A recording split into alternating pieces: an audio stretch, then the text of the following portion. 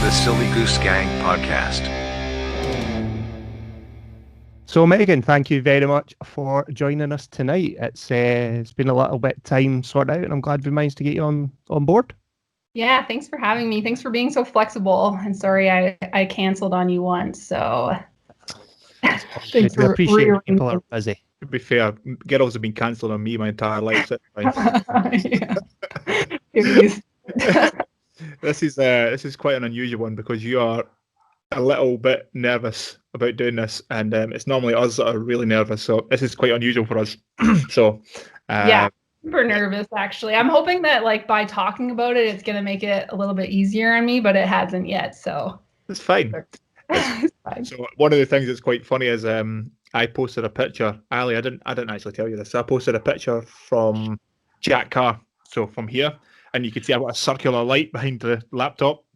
And Megan had replied, is that one of those really expensive lights that makes you look good? And I was like, could you imagine the lighting setup that me and Ali need to make us look good?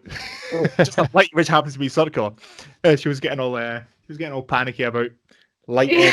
Do I need a light? Yeah. No, but you see them. I can see it in the reflection right now. And you see hairdressers have them, or if you influencers. I know you don't like that name, but you'll usually see them in their pictures somehow. But no. I don't have a beauty light. We also prefer the term social media content creator. It's a little bit longer. It's kind of a mouthful. Ali ever refers to that in public, I will punch him in the mouth. Do you add it to your signature block? Do you have you started team builder, content creator? No.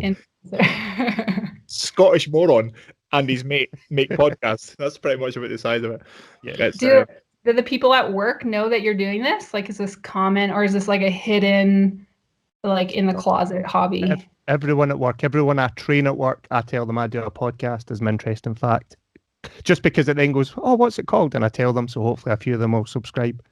So yeah, I'm completely open about it. As an interesting fact, so when you do you do the team building, right? That's correct? Yes, yeah. So you go around the room and you make everyone say an interesting thing about themselves before you start? Indeed. That's so awful. Oh, 100%.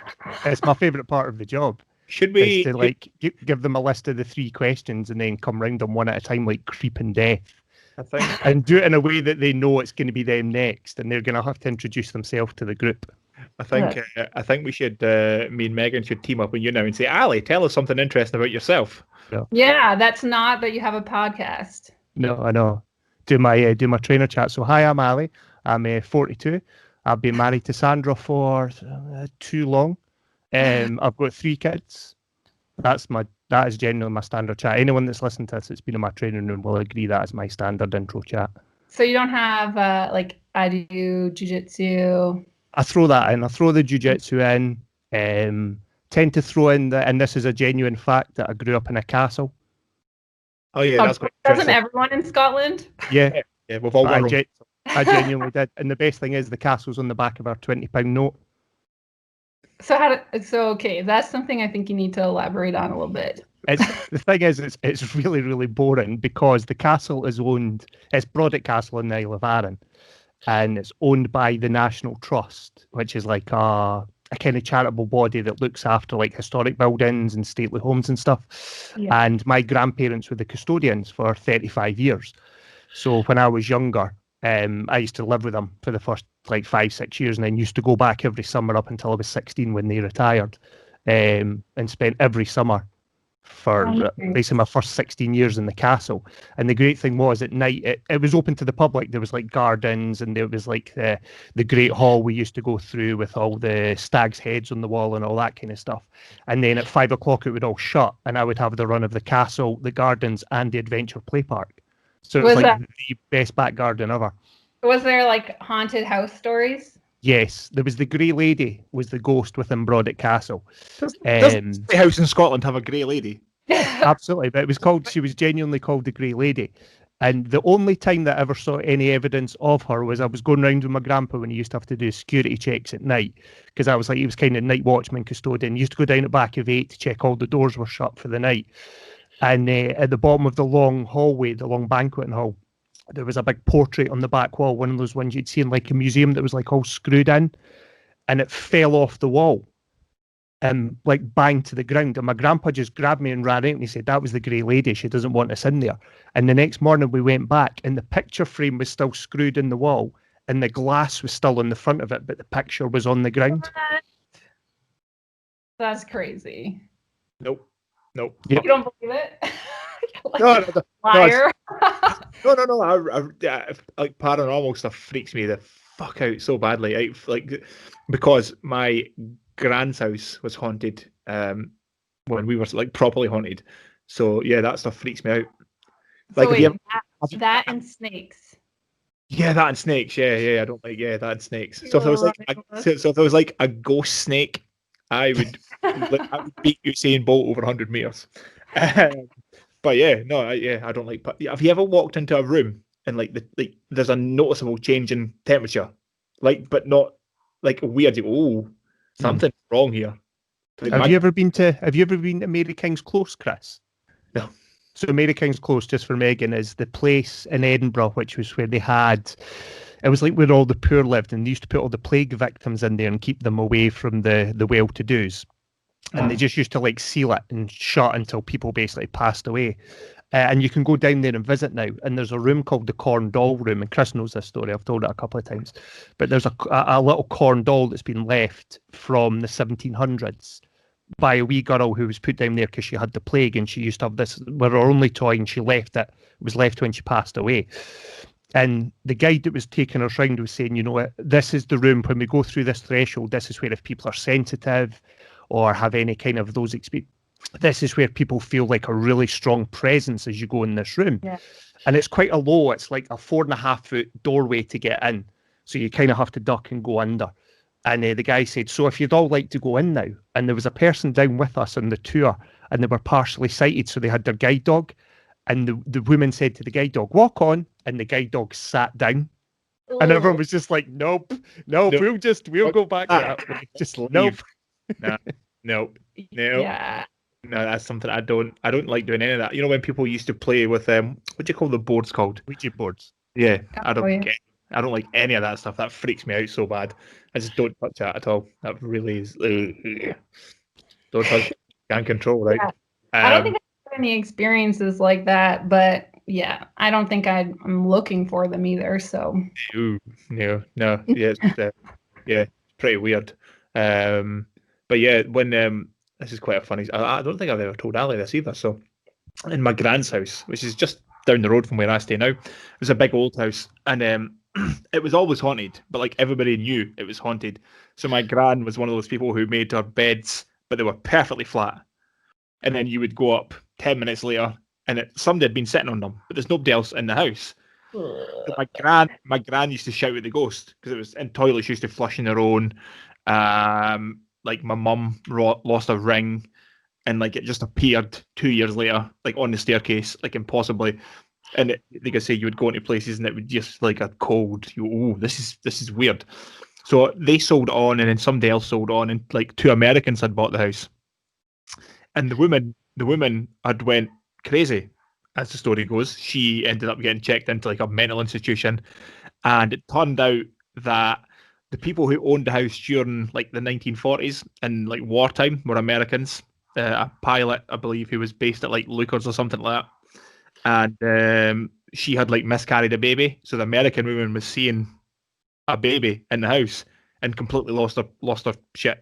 She got put in a padded cell because she went crazy. Yeah. So it was 100%. That house was 100% haunted. It was strange. So yeah, I don't like any of that stuff. But you believe in it, obviously. Yes, well, yeah. I mean, yeah, but I believe that science doesn't allow for the existence of ghosts, which is quite interesting. But there's something weird going on, right? Yeah. Yeah. I remember I was at it's like kind of the same but different, but I did my like first yoga teacher training in India, and they took us to this temple, and it was called like the Hanuman temple. So Hanuman's like an Indian deity. And I remember like walking in and just like kind of similar, like the energy was just crazy. Like literally like every hair on my body like stood up.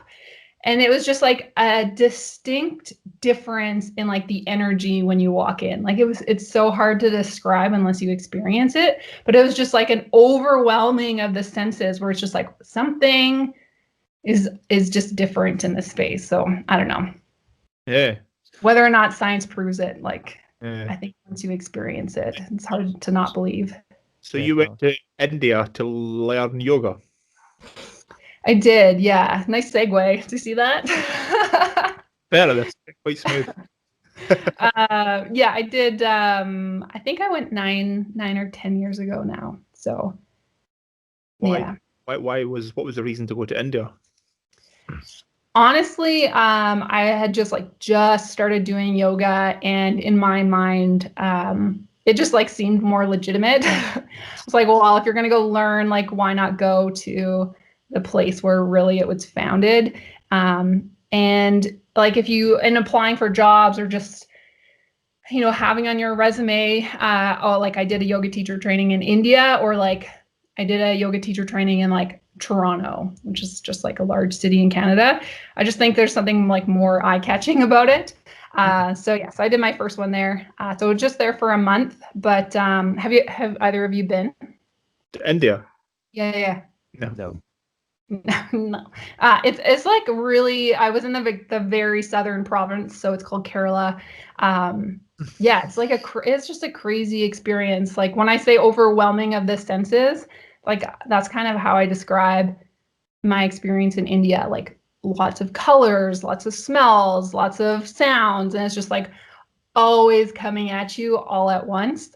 But yeah, I've only been to the southern province, but yeah.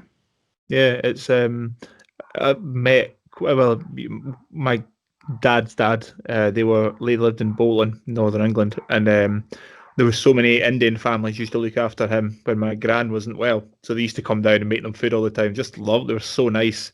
They were, I think they still send letters to my granddad now. He lives up here, and still send letters. So they were always super friendly, like super nice to him. So yeah, they seem to be nice people. Yeah, and the food is so good. I do love India. No, this is a thing. I don't know this. Is Indian food in India different to Indian food like around the world, or is it just the same thing? Oh, like how like Chinese food is like different in. Yeah. I don't know. It's just like curries. I think they probably is like way more flavorful or maybe even like spicy in senses than what like is tamed down North American style. But then maybe I just haven't had like really good like Canadian Indian food. But it's like essentially the same, I think. I'm not an expert by any means. Yeah, I do. I do like a curry. There's some really good. I do like a good curry. I think never feel like I need to go and get a curry. So thanks for that. Yeah. So let's go back to the beginning. So you were a captain in the Canadian Army. Is that correct? Yeah, current. So I don't know if that was a word fine. or an R. Yeah. So I currently am. Oh, you still are? Sorry, I thought you had left for some reason. I don't know why. No, I'm like they've sucked me in. So I just actually renewed my contract. So I've been serving for about 6 years now. Oh, okay, cool. So why? Yeah. What was the initial attraction? Yeah, good question. So honestly, like I wish it was like something that, like I wanted to be like proud and like serve my country, which a lot of people say. But I was working for the military as a civilian. So I was working as it's called PSP. So it's like the staff that run all their sports, recreation, and just like general fitness. So I was doing that job, and I actually worked in the sports department, and my supervisor was ex-military, and he was always like kind of like poking me like, oh, like you'd be really good, like you should think about it. And then my job required that I process claims. So like when militaries go on like a sporting event, they would come back and I would sort of process their paperwork. And so there's all these military members that were like young and fit, and they were going like all over Canada and all over the world to play sports. So I was like, what? Like, these people are getting paid to play sports? So that was honestly like what really like drew me in, because I remember like looking at some of the swimmers, and then I like pulled up their times, and I was like, I could do this. Like, I could go like play on this team or be a part of this team. So that was really what like pushed me to take the first step. So of course now like there's so much more than just the sports, and I don't play sports all the time now. Like, it's a great career, and I am proud to serve. But that was like what initially got me interested in. So now like I work currently in recruiting. So it's one of the things I like lead off with when I'm like talking to women, because you don't realize like a lot of women who either finish high school sports or like university, it's just like your sporting career is done. And so many people, and I'm sure you guys can attest to this, is like your identity is tied up in sports and what it means to be an athlete. And so it's like a way for you to continue being a part of something. So not just like a part of like the Canadian Armed Forces, but just like a part of a team. So I always like lead with that, as I think it's like just a really good benefit. And I know not everybody plays sports, and there's obviously tons of reasons why someone would want to join. But that's like sort of what made me like be like, oh, like maybe I could do this, you know? I remember when there was a sparring session, boxing sparring session with this like the Scottish team and the Army team over here. And I spoke, I was there, and I spoke to a lot of the Army guys, and they were like, yeah, we pretty much just train 3 times a day, and we never go on deployment. And I was like, oh, that's Yeah. I was too old to get involved by that point anyway, so I didn't do it. But I was like, that sounds like an awesome career. Go play sports. Yeah. Yeah. Like, well, the Americans, they have such a good deal. Like, they have, I don't know if you follow like CrossFit at all, but they have like teams who like go around and compete. So yeah, your job is to be an athlete. Canada's a little bit different, where it's like you're a soldier first, so to speak, and then like if your chain of command allows it, yeah, you can go play sports. But it's nice to be part of an organization that really values like fitness and encourages you to go off and play sports, because of all the benefits that come from being a part of a team and being an athlete. So yeah. Did One you of have you- any... Sorry, sorry. you go, Megan. I was going to say, one of you served as well. Is that correct? No. No. I went down to the Royal Marines when I was 18, but destroyed my knees, so never made it all the way through. So that's maybe what you've picked up on. I've spoke about it a few times with some of the guys we've had on, but yeah, my knee fell apart, so never made it through the main training. I decided when I was 14 was the first time I tore my ACL, and decided I knew better than highly paid orthopedic surgeons, and decided not to listen to the advice of give it at least 18 months. And I was back out playing after 3 months, and decided that was the good idea. And then since then I've had 13 knee operations. Okay, yeah, I do remember that actually, because I have also torn my ACL, and I would not wish that on anybody. Like, I just think it's so, the fact like your muscle in your leg just withers so quickly, and then yeah, the rehab for it, and just yeah. So what was it, 13 you've gone through? 13, yeah. I've not had one in a while, in fairness. I'm probably overdue for one. That jiu-jitsu, my friend. You have like a freaking flyer pass at the surgeon's office. Yeah. But how is that with like jiu-jitsu? Like, do you have to wear knee pads? Is that a silly question? I mean, obviously, if we were still doing jiu-jitsu with the lockdown in Scotland, then yes, I would be. So yes, I am. It's highly illegal, so we can't do it. Okay, yeah. So yeah, that was something I was curious in, on what life is like there right now. For me, it hasn't changed in the slightest. For Ali, it has changed a little bit. Yeah, it's changed a lot for me, because I've been working from home. I've basically been doing this for 7 hours a day for the last 8 months. So I've been doing all my training via Teams and Skype, talking to people like this, rather than being face to face, which is what I would have been doing pre-COVID. So yeah, big adjustment to go to a virtual world rather than a face-to-face world. Because, you know, different techniques, different skills involved when you're trying to, you know, keep a room engaged when you can't actually see them, because very few people have their cameras on when you're delivering training. Because of the, you know, sometimes they're in branches that don't have laptops with cameras, so they're running off a desktop and a handset telephone to listen into what you're saying and watching the slides, but you can't ever see them. So yeah, it's been a bit different in terms of outside of work. Not a huge amount, because I'm old and don't go out clubbing, so I've not needed to have, you know, I've not missed the nightclubs or anything. Imagine a 42-year-old man in a nightclub. Especially this 42-year-old man. Yeah.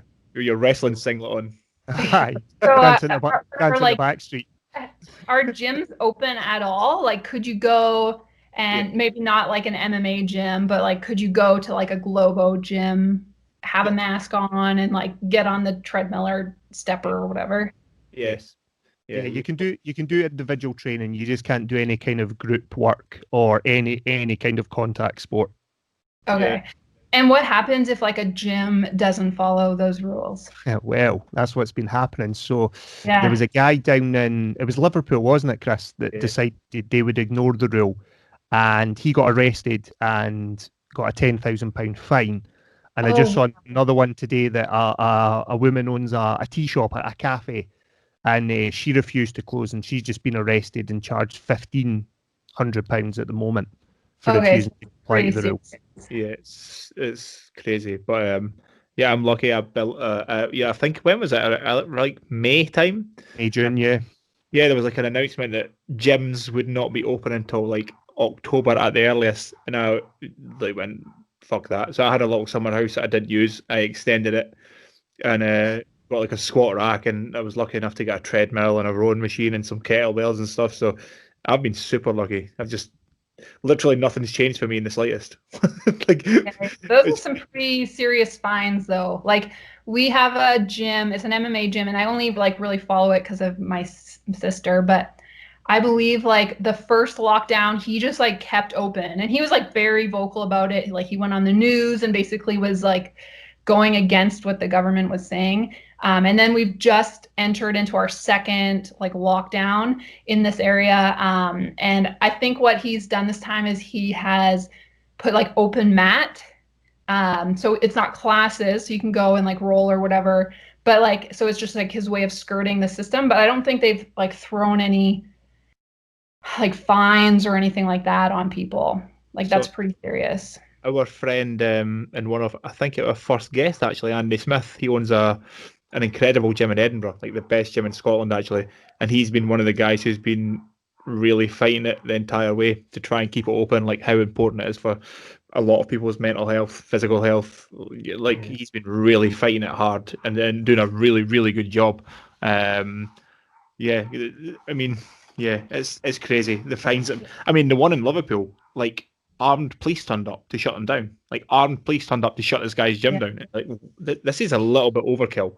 So I know I've seen on Facebook a few of the martial arts gyms in Scotland had said that this time they were not shutting. Like, we will not shut. You will have to come and forcefully shut us down. Yeah. A gym full of fighters. I'm not entirely sure how that'll go, but they're fed up because they're getting that sector in Scotland are getting no financial help whatsoever. So yeah, they're kind of fed up a little bit, or a lot. Do you guys have curfews? No. Have you implemented a curfew or anything like that? Not a full curfew. They've shut down, like in our local area now. They've just moved us into what's known as, I think we're in tier 3 now. So none of the pubs can serve alcohol at all.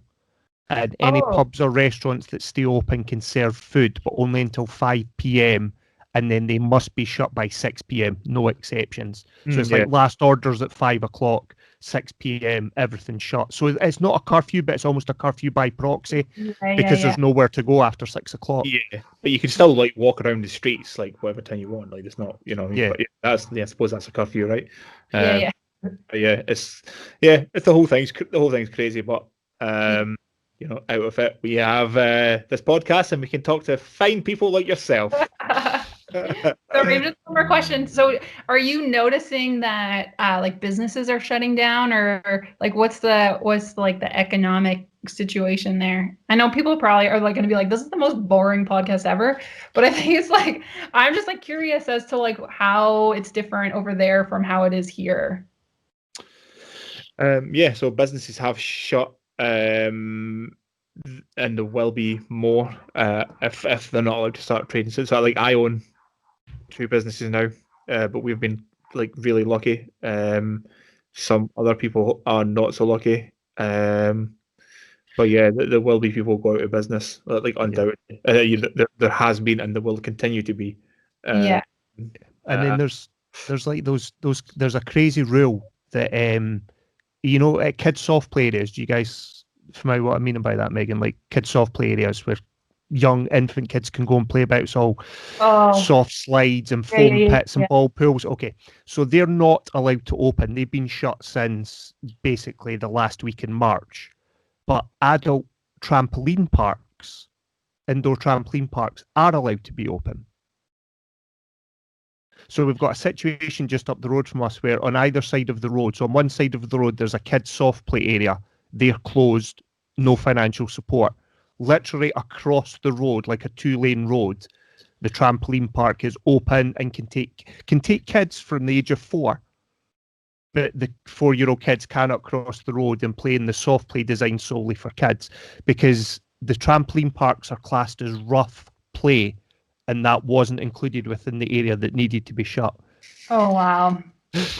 Yeah, like makes no sense. So I have a friend who has a yoga studio in Seattle, so in the States, and there was a point, I don't know if it's still like this, but like all yoga studios were closing down, but like strip clubs were still allowed to be open. So it's just like, who's making these decisions? That this is like, if you think of things that men are making that decision. Old men. Yeah, that's so true. Good point. But like you think of things that are like actually good for people's mental health, and like those are being shut down. That's why they kept the strip clubs open. Yeah, I guess so. Again, for men, yeah. Good point. Good point. That's when you know that like genuinely. That's when you know that a woman is not involved in the decision-making process because none of it makes any sense. None of it makes any sense. That's one of the times when you go, yeah, men and women aren't equal because a woman would not make that outrageous decision. Yeah, and for me, I'm like, it makes zero. Like, I didn't even like put together like, oh yeah, of course, like a guy decided that was a good idea. But yeah. So, but with like being shut down and being on your computer all day long, are you finding that like mentally, like you're more drained at the end of the day, or are you still like getting outside and like getting sunlight and all that? Well, we live in Scotland, so there's no sunlight. I'm also ginger. So avoid sunlight as well. You have to remember those 2 points there, Megan. Genuinely, and this is probably the first time I've said this in public, I've been a little bit up and down the roller coaster with it all. Do you know what I mean? When it first happened and we were shut down, I was like, oh, okay, I get to stay in the house. It's okay. It is what it is. And then there was a spell in the summer, actually, when the weather was actually nice, that it really, really started to get to me. Because there was just like, there was no end in sight. The rules kept changing. You know, I get sick of that view because that's what I'm looking at for like 8 hours a day. Like I'm sitting just now in my dining room at my dining room table, which is where I work when I'm working from home. And genuinely, there's times where we're sitting down to eat a meal and I'm like, I'm not sitting at the dining table anymore because I'm sick of that view. I want a different view just for like half an hour. But as it's gone on, I've got back round to it's what it is. There's no point stressing about it. So but you also said you're a big extrovert, right? That's what you said, I think. Or is like you sort of gain your energy from being around other people. 100%. You're starting to analyze this now, aren't you, Megan? Yeah. Can I also say that, Ali, your internet connection sucks. So it's like you're animated and you're like kind of moving like in robotics. I can hear you fine, I'm getting the same on your two because your twos are the same. It's really jittery, but your sound's coming through fine. So that's all the mass then. That's all the mass. I look like shit anyway, so as long as the sound I'm the same. It's important thing. I think everybody's kind of struggling a little bit in some capacity, but what do? You just make do and crack on, I suppose, right? Like there's not much to do. So like I say, we're one of the people, like me and Ali are probably two of the lucky ones that we've done this, and it's kept us really entertained and gives us something to focus on. And yeah, so I guess when it comes to the end of 2020 and everybody's like, I can't wait to see the back of 2020, we'll be like, actually, we had some positive stuff out of 2020. It was actually quite a good learning process and a good facility for us to do stuff. So Yeah. yeah. What's the long-term plan with this podcast? Are you gonna continue, or was it a 2020 lockdown thing, or? So when we started, basically between me and Ali, we knew enough cool people. You know, like when people say, oh, I've got some really cool friends, but they're kind of cool, but they're not really. So we knew some Olympians, some really good powerlifters, and some really good athletes, and genuinely interesting people. So we went, we could maybe get like 7 or 8 episodes done, something to do. And then Ali is the master of the sliding into men's DMs.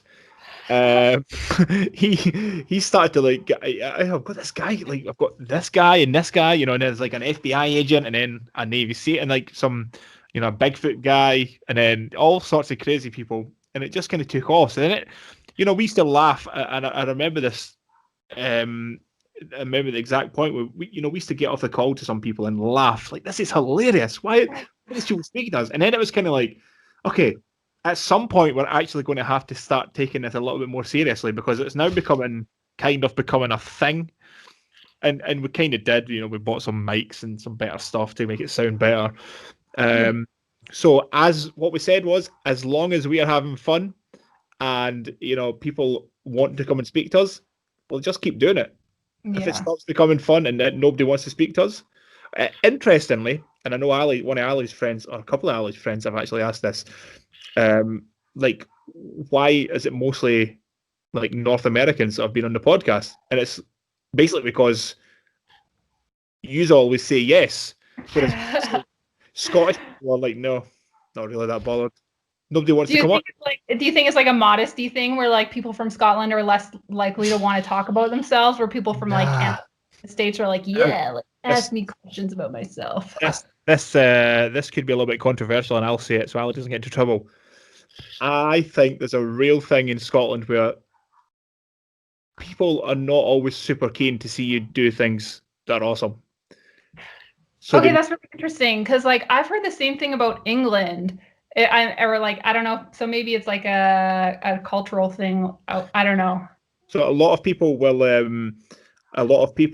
say that they support you and all the things that they should say, but they probably don't really support you. So there's people who, when we post things on the Instagram page or our own Instagram or own Facebook or whatever, and people who look at it, you can see from stories who've seen it. So the people look at what you're posting, but they'll post things about being positive and helping out guys and all this kind of stuff, and they have never once liked, shared, subscribed, said anything positive. So there's a lot of that. I really think in Scotland as a nation,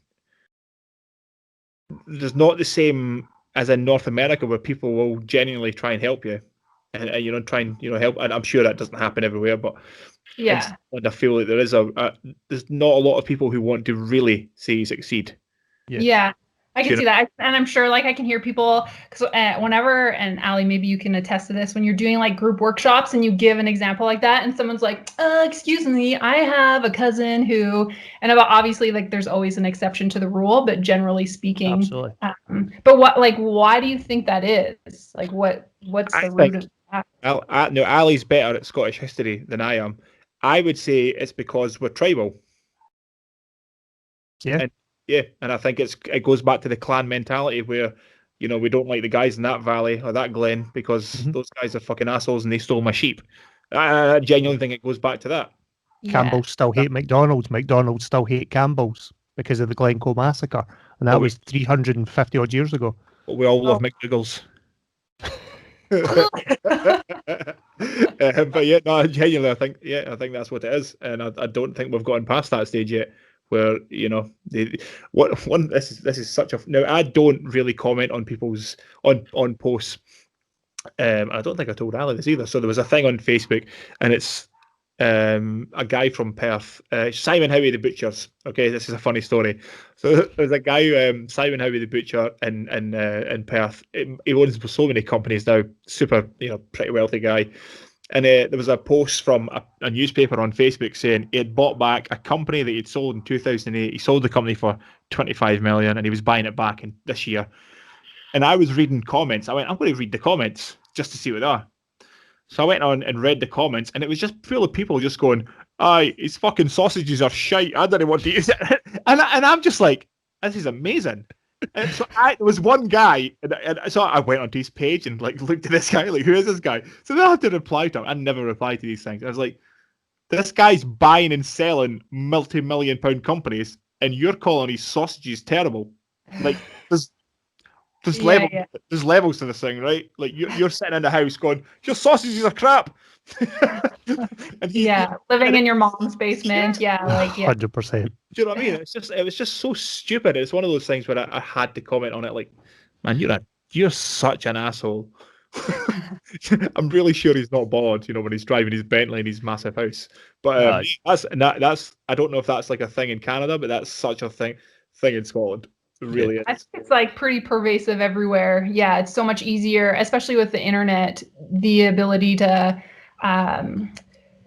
say rude things or criticize or whatever from the comfort of your own home. When, like, what's that? Like that Man in the Arena. Have you ever heard that? Like Roosevelt.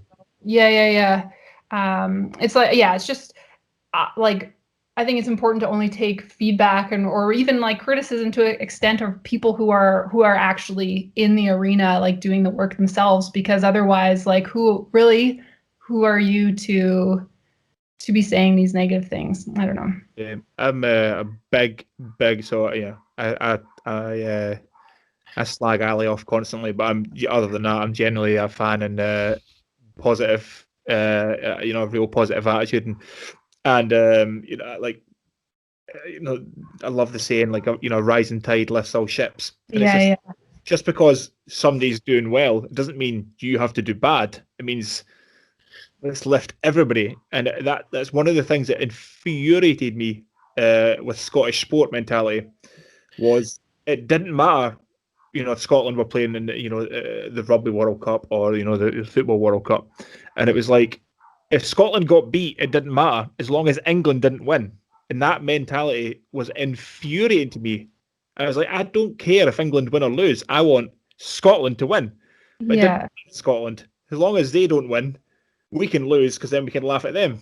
And that was it. That's the mentality. And it's just, to me, it's just like, listen, I want to win regardless. Yeah. Why do we think this way? It's really, that annoys me so much. But yeah. That's just what's interesting is I fall into that camp because I'm very much ABE, anyone but England. That infuriates me when you kick your ass on. Sorry, we don't do jiu-jitsu. Sorry, I can't kick your ass for at least another 6 months, right? Because we don't do jiu-jitsu. Indeed. Right, I have one more question about your podcast that I'm go for it. The answers to. Where does the name come from? Like, what's the story already? Am I making you repeat information? Well, so basically, I only met Ali 2 years ago. So yeah, we started training. Me and our now coach John, we came up to the jiu-jitsu gym or MMA gym where Ali was training, and when you just meet somebody and it's like, oh, this guy's cool. So anyway, that was Dean Coots. That was someone else. I was left walking down. So I ended up speaking to Ali, and it was kind of like cool. Both kind of. I guess we'd call ourselves middle-aged now, and definitely am. So Ali would be getting changed after training, and I would wait to take a picture of him in like a really unflattering position or whatever, and then it would just be like he would call me a silly goose, and then he would do the same to me, and then Ali got a picture made up. I think I had taken a selfie and like getting a massage through the hole, looking ridiculous. And then Ali used that picture and got a T-shirt made up for like Silly Goose. And it was things like that. I think I'd got silly Hey, T-shirt. Ali, Star Wars sucks. You got that T-shirt. Hey, Ali, Star Wars sucks because I don't like Star Wars. I've never seen Star Wars. But so I just did that to annoy him. And it just kept being, oh, you're such a silly goose. And then when we said we'll do a podcast, we're like, Silly Goose Gang. And then what's funny is, genuinely funny is, we called it the Silly Goose Gang. So that was just for fun. And I remember we had the conversation. I think it was for Robin Dreek. It was for Robin, yeah. Was a former FBI's former head of behavioural analysis.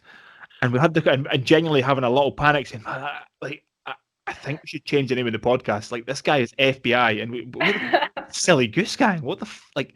He's going to think we're idiots. And we didn't, and we spoke to him. And he's like, "Oh, guy, you joking? Two Scottish guys, a Silly Goose Gang. I love it." And then it was like, "Oh, okay." So we're not. So yeah, that's basically it. Was just us being ridiculous men. And kind is Silly Goose like a common phrase in Scotland, or is that just like no? No. But it seems like, I think it's kind of like, it's one of those things where it would be like super camp. So, but you're such a silly goose, and it just seems like, so it's just silly. It means nothing, but it means everything. It's just one of those silly things that kind of grew arms, and it's now became a thing. But yeah, that's basically it. So but we were both concerned early on, like when we started speaking to kind of higher profile people, that was like, ooh, this might be a bad name. And but they all, like, even Nick Lavery, like a Green Beret who lost a leg in Iraq, he was like, yeah, no, I love it, man. You joking? It's cool. Like, oh, no, it is good. It is good. I thought for sure there had to be a story with it. Yeah, just silliness, just men being men, silly men. You know, and it's funny as well because people have asked me that have known me a long time. Like, say, me and Chris have only known each other 2 years, and they're like, "How come we've never met Chris when we've been on Night Suit?" And I was like, "Because I've only known him like 2 years." And they're like, "And you're not doing a podcast with us? Why?" I was like, "Nah, just didn't work."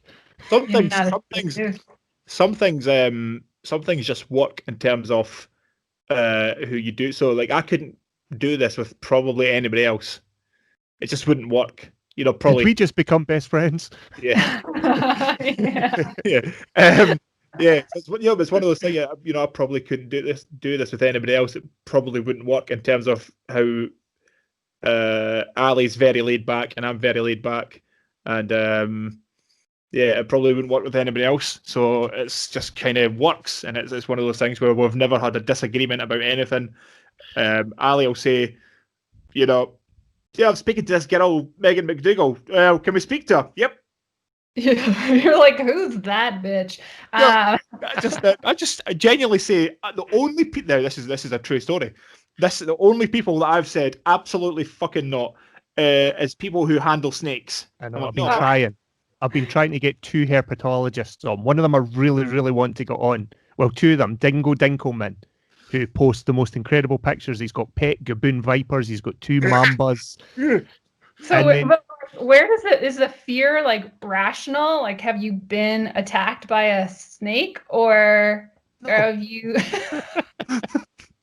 No, I just don't like them. Like for as long as you can remember, you just like haven't liked snakes. No. Why would you like snakes? They're horrible looking. It's not that I like snakes, but it's like I'm kind of indifferent to them.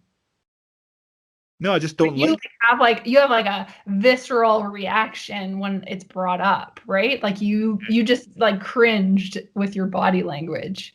Yeah. I don't have very much like past that. I don't know how to explain it, but it makes sense to me. Okay, I'm probably a little bit strange, okay? But yeah, I can't explain to you why I don't like them. I just don't like them, and it makes me kind of go, ugh. Okay, that's fair. But now that we're talking about pasta, this is like, I just like, okay, I have thought so much about this. Like after, I think it was on the podcast, you were talking to the badminton Olympian, right? I think that's what I was first. Yeah. And then like, so I was like, I was listening at the gym, so it was in the morning, and then the rest of the day I was like asking myself, like, oh, like, what about like ravioli? Like, I wonder if he's had ravioli or like. Oh my god, ravioli is like it's like little parcels of disappointment. It's just oh my god, why would you But, eat like, it? But what did your family feed you growing up? Like for me, I was like, oh, like he must be from a really well-off family because like my family is like, they just throw some like spaghettios in a can and like feeding 4 kids. Whereas like if you don't have pasta, that means that you're like actually eating real food. You're probably having meat and vegetables and Yeah, so then no, I was like, so, yeah. oh, he must have grown up in a castle, is what I thought. Oh no, that was Ali. No, That was Or- me. no, so I was and this is something that I still do. Man, I probably shouldn't say this because everybody's going to think I'm a fucking freak. So I will still eat just a piece of dry bread. Wait, that you would rather, or that's what you would eat growing up? Yeah, I would. Man, this is so weird. I So don't think I it's, would, I think that's a Scottish thing though, Chris, because I eat dry bread all the time and my kids Yeah. laugh at me for it. but no, I would have it. I would have. So I would have when I was younger. So I ate normal food. So I would have like. So as in Scotland, every young kid has mince and ties. Yeah, that's just something that you eat, right? Yep. Or Sorry, can you say that again? it's Mince and mince, tatties. mince and ties, but it's mince and potatoes. It's just called. Yeah, So, okay. or haggis, neeps and tatties, something like that. So a neep's a turnip. But yeah, so we would eat stuff like that. But I would also sometimes have get a piece of bread and just put like red sauce on it and eat it that way. Like red, like sauces in like tomato sauce. Yeah. Um, But are yeah, you an only child? no, I've got a sister. As your sister had pasta before? Yeah, they'll love it. So has this now become like a thing for you that now you on principle you can't have pasta? Or like I just don't like fucking pasta. but like how do you know that you don't like it? Because it looks weird, and I don't put weird looking things in my mouth. Okay, but what do you eat, like liver? Did you say Scots eat liver and onions and No, like look no, weird? yeah, I like my dad eats liver. I know that he likes a bit of liver, but yeah, no, I eat normal food. Pasta just looks so straight, like lasagna. Lasagna, lasagna looks like a good meal that somebody threw up and baked. But you could say that about so many things, though. I mean, I'm not trying to convert you to eat pasta, but Very into some weird cult here, some weird pasta cult. yeah. I just for the first thing that came into my mind was like, oh, like he must have had like a really good upbringing where his family like just fed him like meat, potatoes, vegetables. But I ate a lot of that. I ate a lot of that. do you have your parents eaten pasta before? Yeah, of course. Are they like gluten intolerant? No. Okay, so just by okay. Okay. I think I don't I don't even know how to articulate this to you, but yeah, just I don't like it. It looks weird. So I've never would you ever consider trying it? Ever? Even just like a bite? Like if you had like a really famous chef or you're at an expensive restaurant, would you consider trying it? The girl I was having dinner with would have to be super hot. Okay, so it's not like you're not ruling it out entirely. Well, I'm never going for dinner with somebody who's super hot, so yeah, I'm basically feeling that. You guys should like start a GoFundMe page or something like that where you start a cause and then like everyone will donate for you, like how people do when they cut their hair. Like I'll shave my head at like $1,000. It'll be like Chris will eat pasta if we raise however many. No. No, I won't. While holding a snake. Nope, absolutely fucking not. Don't ever say that again. No, I don't know. I don't think it's. The more that people find out about this, the more that people look at me like I'm a leper and I should be sent to the dungeons and beaten with a stick. But yeah, no, it looks weird. Like every form of pasta, like ravioli is like it's like a little pocket of bullshit. It's and like red sauce, like bean sauce. It's just awful. Okay, But here's the question. You're just talking about tinned ravioli, though, eh, Chris? Yeah, I don't know other kinds. I don't know anything about pasta. Because you get proper nice, fresh ravioli that is tremendous. I totally agree with you on the tin pasta. That is dog meat in a parcel. Dog meat. So wait, like if you were to rate yourself on a scale of 1 to 10 on like openness to new experiences, 1 being like, no, I don't like new experiences across all domains, like new sports, new travels, new food, and 10 being like, yeah, totally open to everything. What would you rate yourself? Like an 8. An 8. Yeah. But you draw the line at pasta.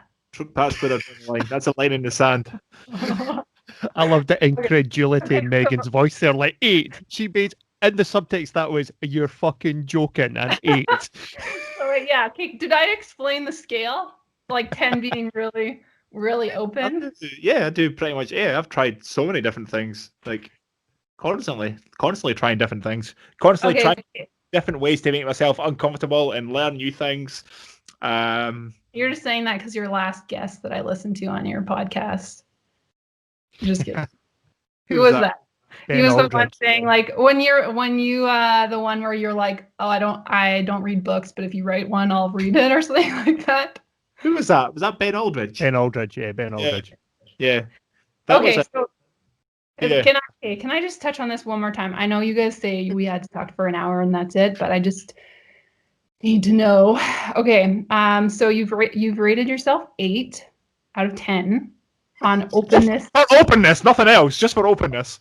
Okay, and openness to new experiences. And you're saying that you are very open, which is fine. So what is the most, I don't want to say weird or unique food that you have ever eaten? I once ate, and admittedly it was a mistake. It was a mistake. I was in Ibiza and I was quite drunk, and I once ate squid. And that's the craziest thing that you've ever eaten. Yeah. I eat squid like once a week. Yeah, that's quite weird. Okay, that's fine. No judgment. I just checking. Wait. It depends on what you call weird. So if we're going to talk weird, like and this is not weird in Scotland. This is a part of a staple diet, is like a packet of Space Raiders on a roll. Oh, you're talking. Or a pie, like a mince pie in a roll. That's a roll. You know okay, I mean? So like unique to your culture. Something that like people aren't, like if you've eaten like, I don't know, like crocodile or I mean, are you classifying haggis as being quite unique? Is that something that most people in Scotland would eat? Yes, Scotland. Anywhere else, probably no. I mean, they find it weird. Or square sausage. They think Lorne sausage is weird when I travel like down to England. Yeah, that's a deal thing. Do you know what haggis is?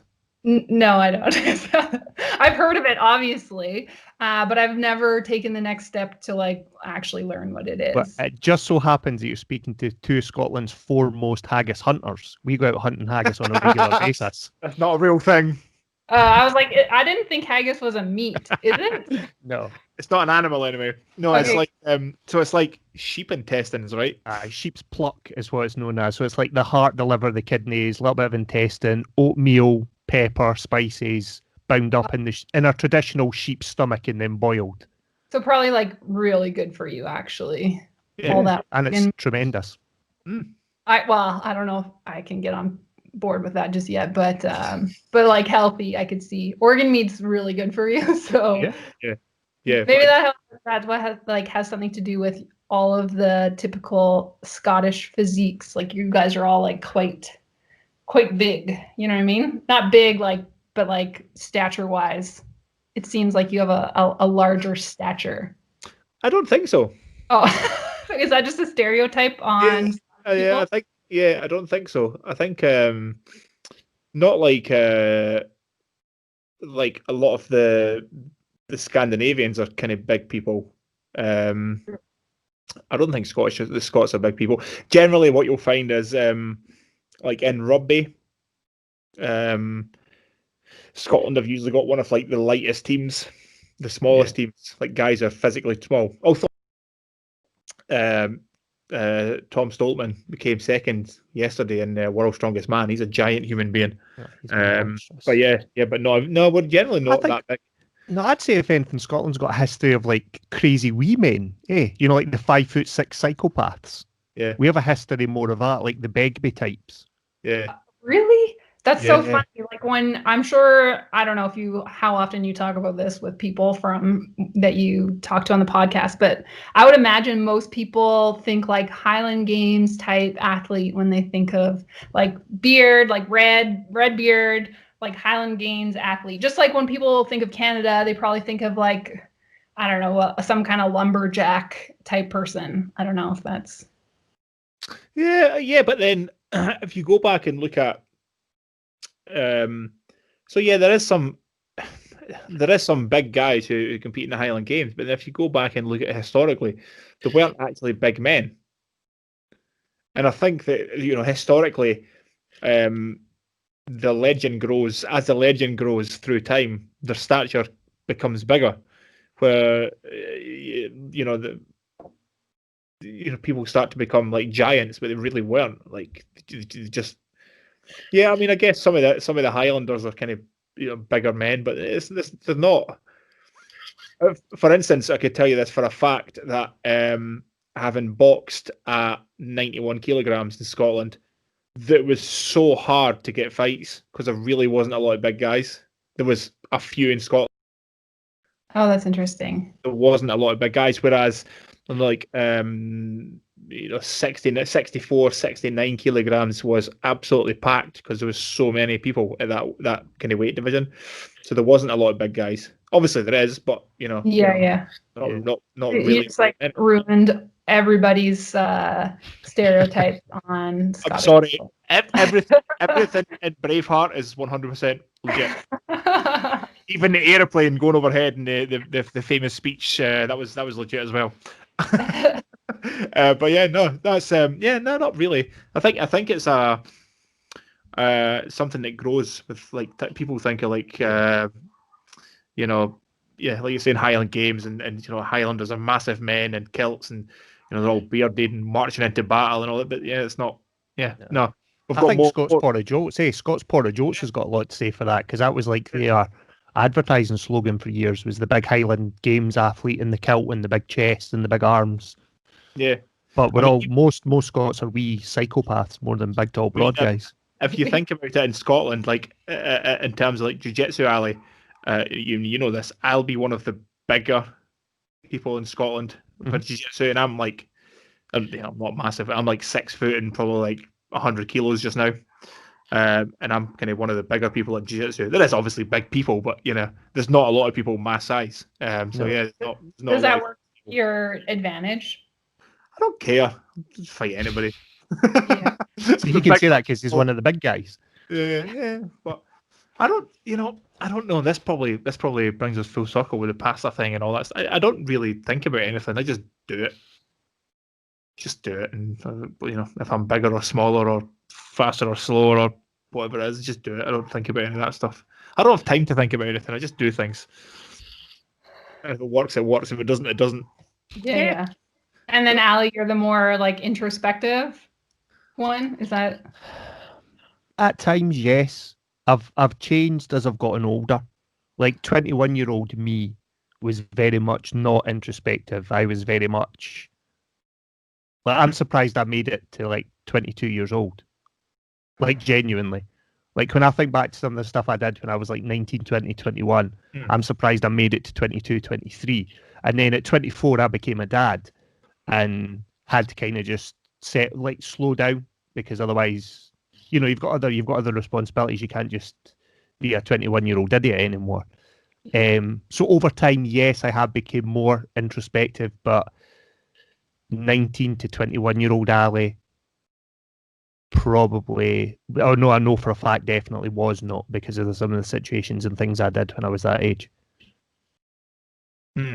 Yeah, I know. Yeah, I was kind of the same crazy person, when I was younger, but I yeah, think most people are. That's Yeah. just part of growing up and but learn. yeah. I think in terms of life, I think I've got a not sus because I don't think you've ever sus, but yeah, I pretty much do what I like. I only do things that I like, and I'm fortunate enough to be able to do that in terms of like, working for myself and stuff. And then I don't really let anything bother me. So if something happens, cool. If somebody thinks I'm an asshole, cool. That's their problem. Just try and be nice to everybody. Try and be polite to everybody. And just kind of, yeah. I don't know. I just like kind of going with the flow and doing what I like, which is Yeah, I guess that comes back to where you said both of you guys are both super laid back. I guess that makes sense. yeah, Yeah. That's pretty much comes there. But I think that and your kind of mindset stuff. I guess this would come back to being content with what you're doing in life, being happy with what you're doing in life. If you're not content in any aspect of your life, you can never really be comfortable or happy. You'd always be, why don't I get more likes on Instagram? Why have I not got to this position? Why didn't I get promotion? Why didn't I? Yeah. I think you get worried about things, and if you're doing what you like to do and you're happy, then I don't think you have a lot to worry about.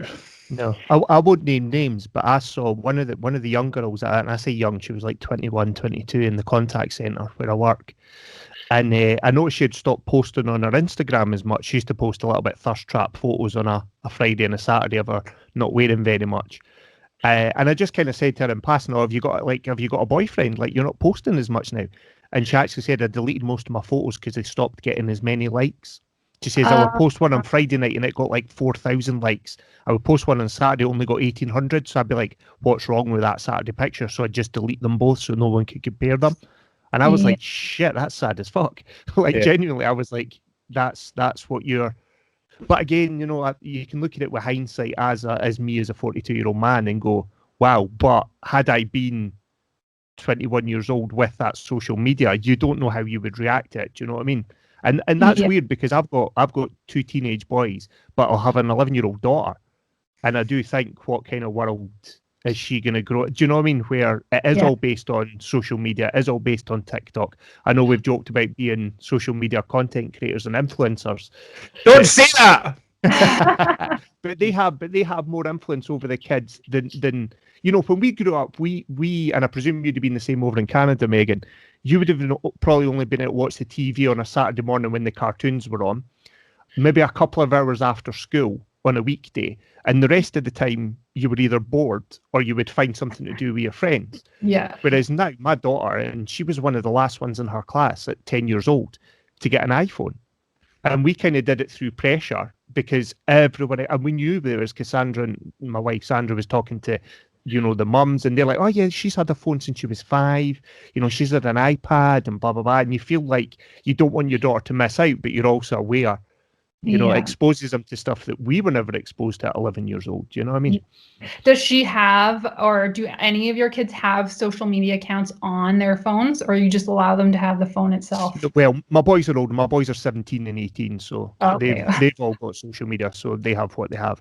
Anya does. Anya has an Instagram and a TikTok, and we keep an eye on it just because.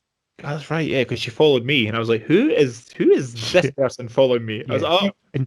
And the thing is, she changes her username every 3 days because she gets bored of the username. So sometimes it's like Butterfly Anya, and then other times it's like Aya XXX. And she just changes it around all the time. So sometimes I'll get a like from someone about who's liking this picture, and she's like, "It's me."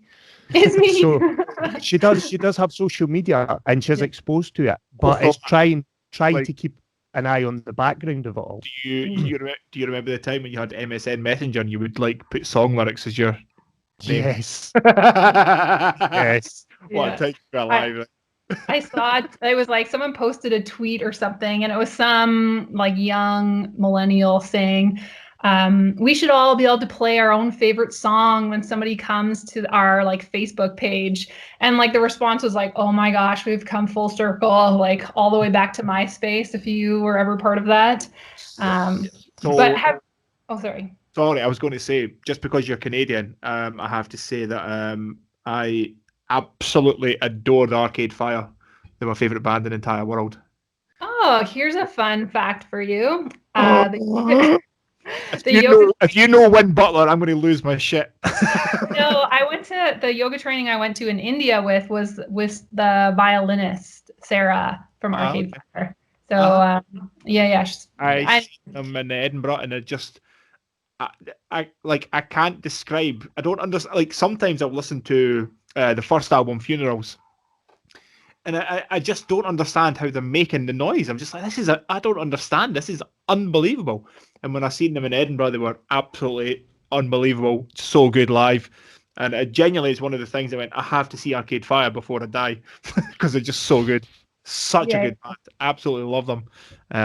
So yeah, I can't think. Who else is like? Oh yeah, Justin Bieber, right? And like Bryan Adams is Canadian. Bryan Adams. Gonna say Michael Bublé, because the Bublé's coming back. Oh yeah, so it's Christmas time, so Michael Bublé's coming to be caught out his cave. Yeah, that's so funny. Yeah, we have a few good ones. We have, I guess Justin Bieber's probably the most well-known internationally. Yeah. Shania Twain's Canadian, though, isn't she? Shania's Canadian originally, yes, she not? I love Shania. Old Eileen, as she was known before she went famous. Oh my god. Yeah. So you are not a hipster, are you? Oh fuck no. Yeah. I just I have Arcade Fire records, so I can sit and listen to vinyl sometimes in my little corner in my room. He's a hipster. Yeah, I'm a hipster. Very, very hipster. I think one of his micro brews. I think if you're a hipster at 35, you're an asshole. If the shoe fits, mate. If the shoe fits. Yeah. So yeah, I feel like we haven't asked Megan anything. Like nothing. That was my plan the whole time, was to ask you guys questions about yourself. So I didn't have to talk about myself. This has been like a reverse podcast. It's good. I think it's important for your fans to understand what plans are, where Silly came from, why Chris doesn't eat pasta. Like, these are things people want to know. We have people who tolerate us. It's such a strange thing, because like at the end of every month, Ali gets the analytics from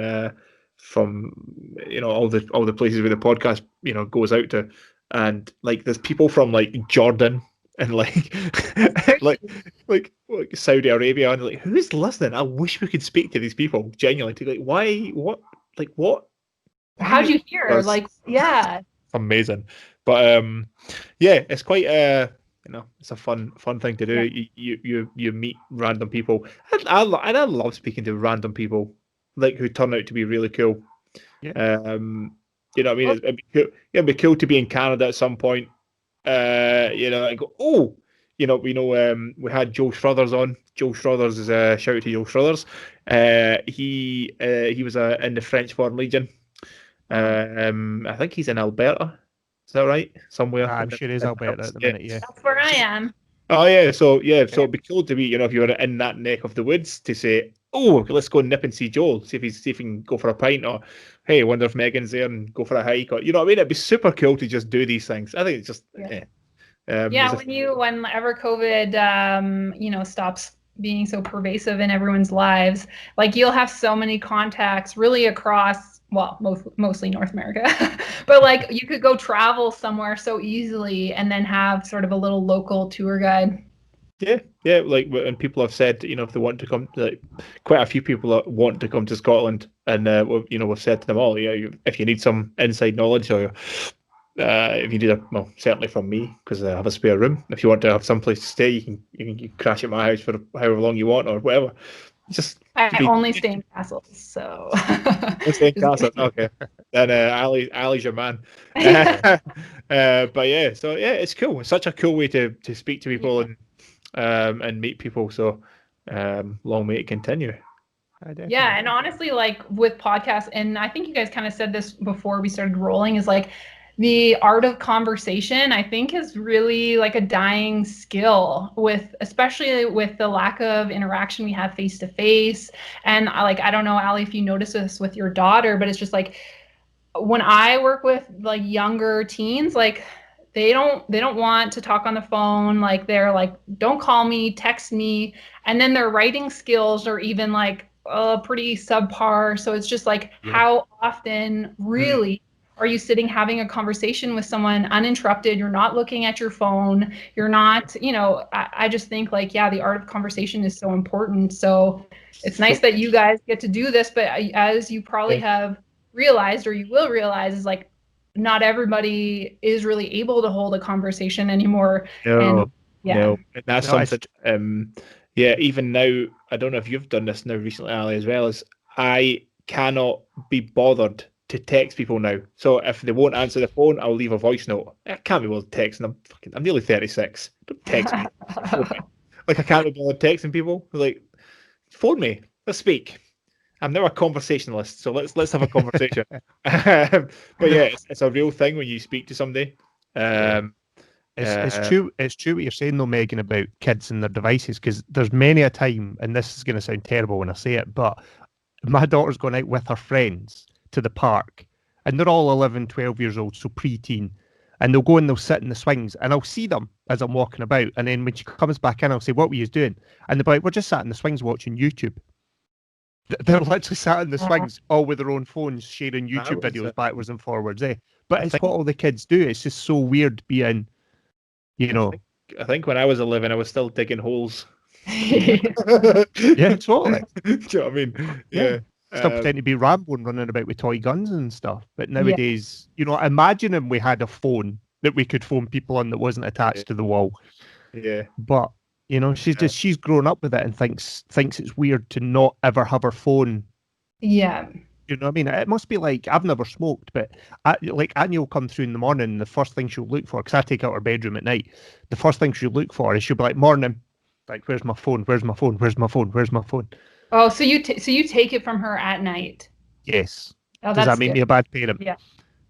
Yeah, well, I think it has been shown that it is sort of like an addiction now, or equivalent to like a real addiction. And what I guess neuroscientists are saying is like when you do get those likes or those notifications, you get this little like dopamine hit of like a rush of this like good feeling, and then you just like keep wanting to come back to that. And then it just like, I think it really skews your perception on reality. And then you go out in nature, or you're out like in what we would think is normal for young kids to do, but then they're not getting those instant hits.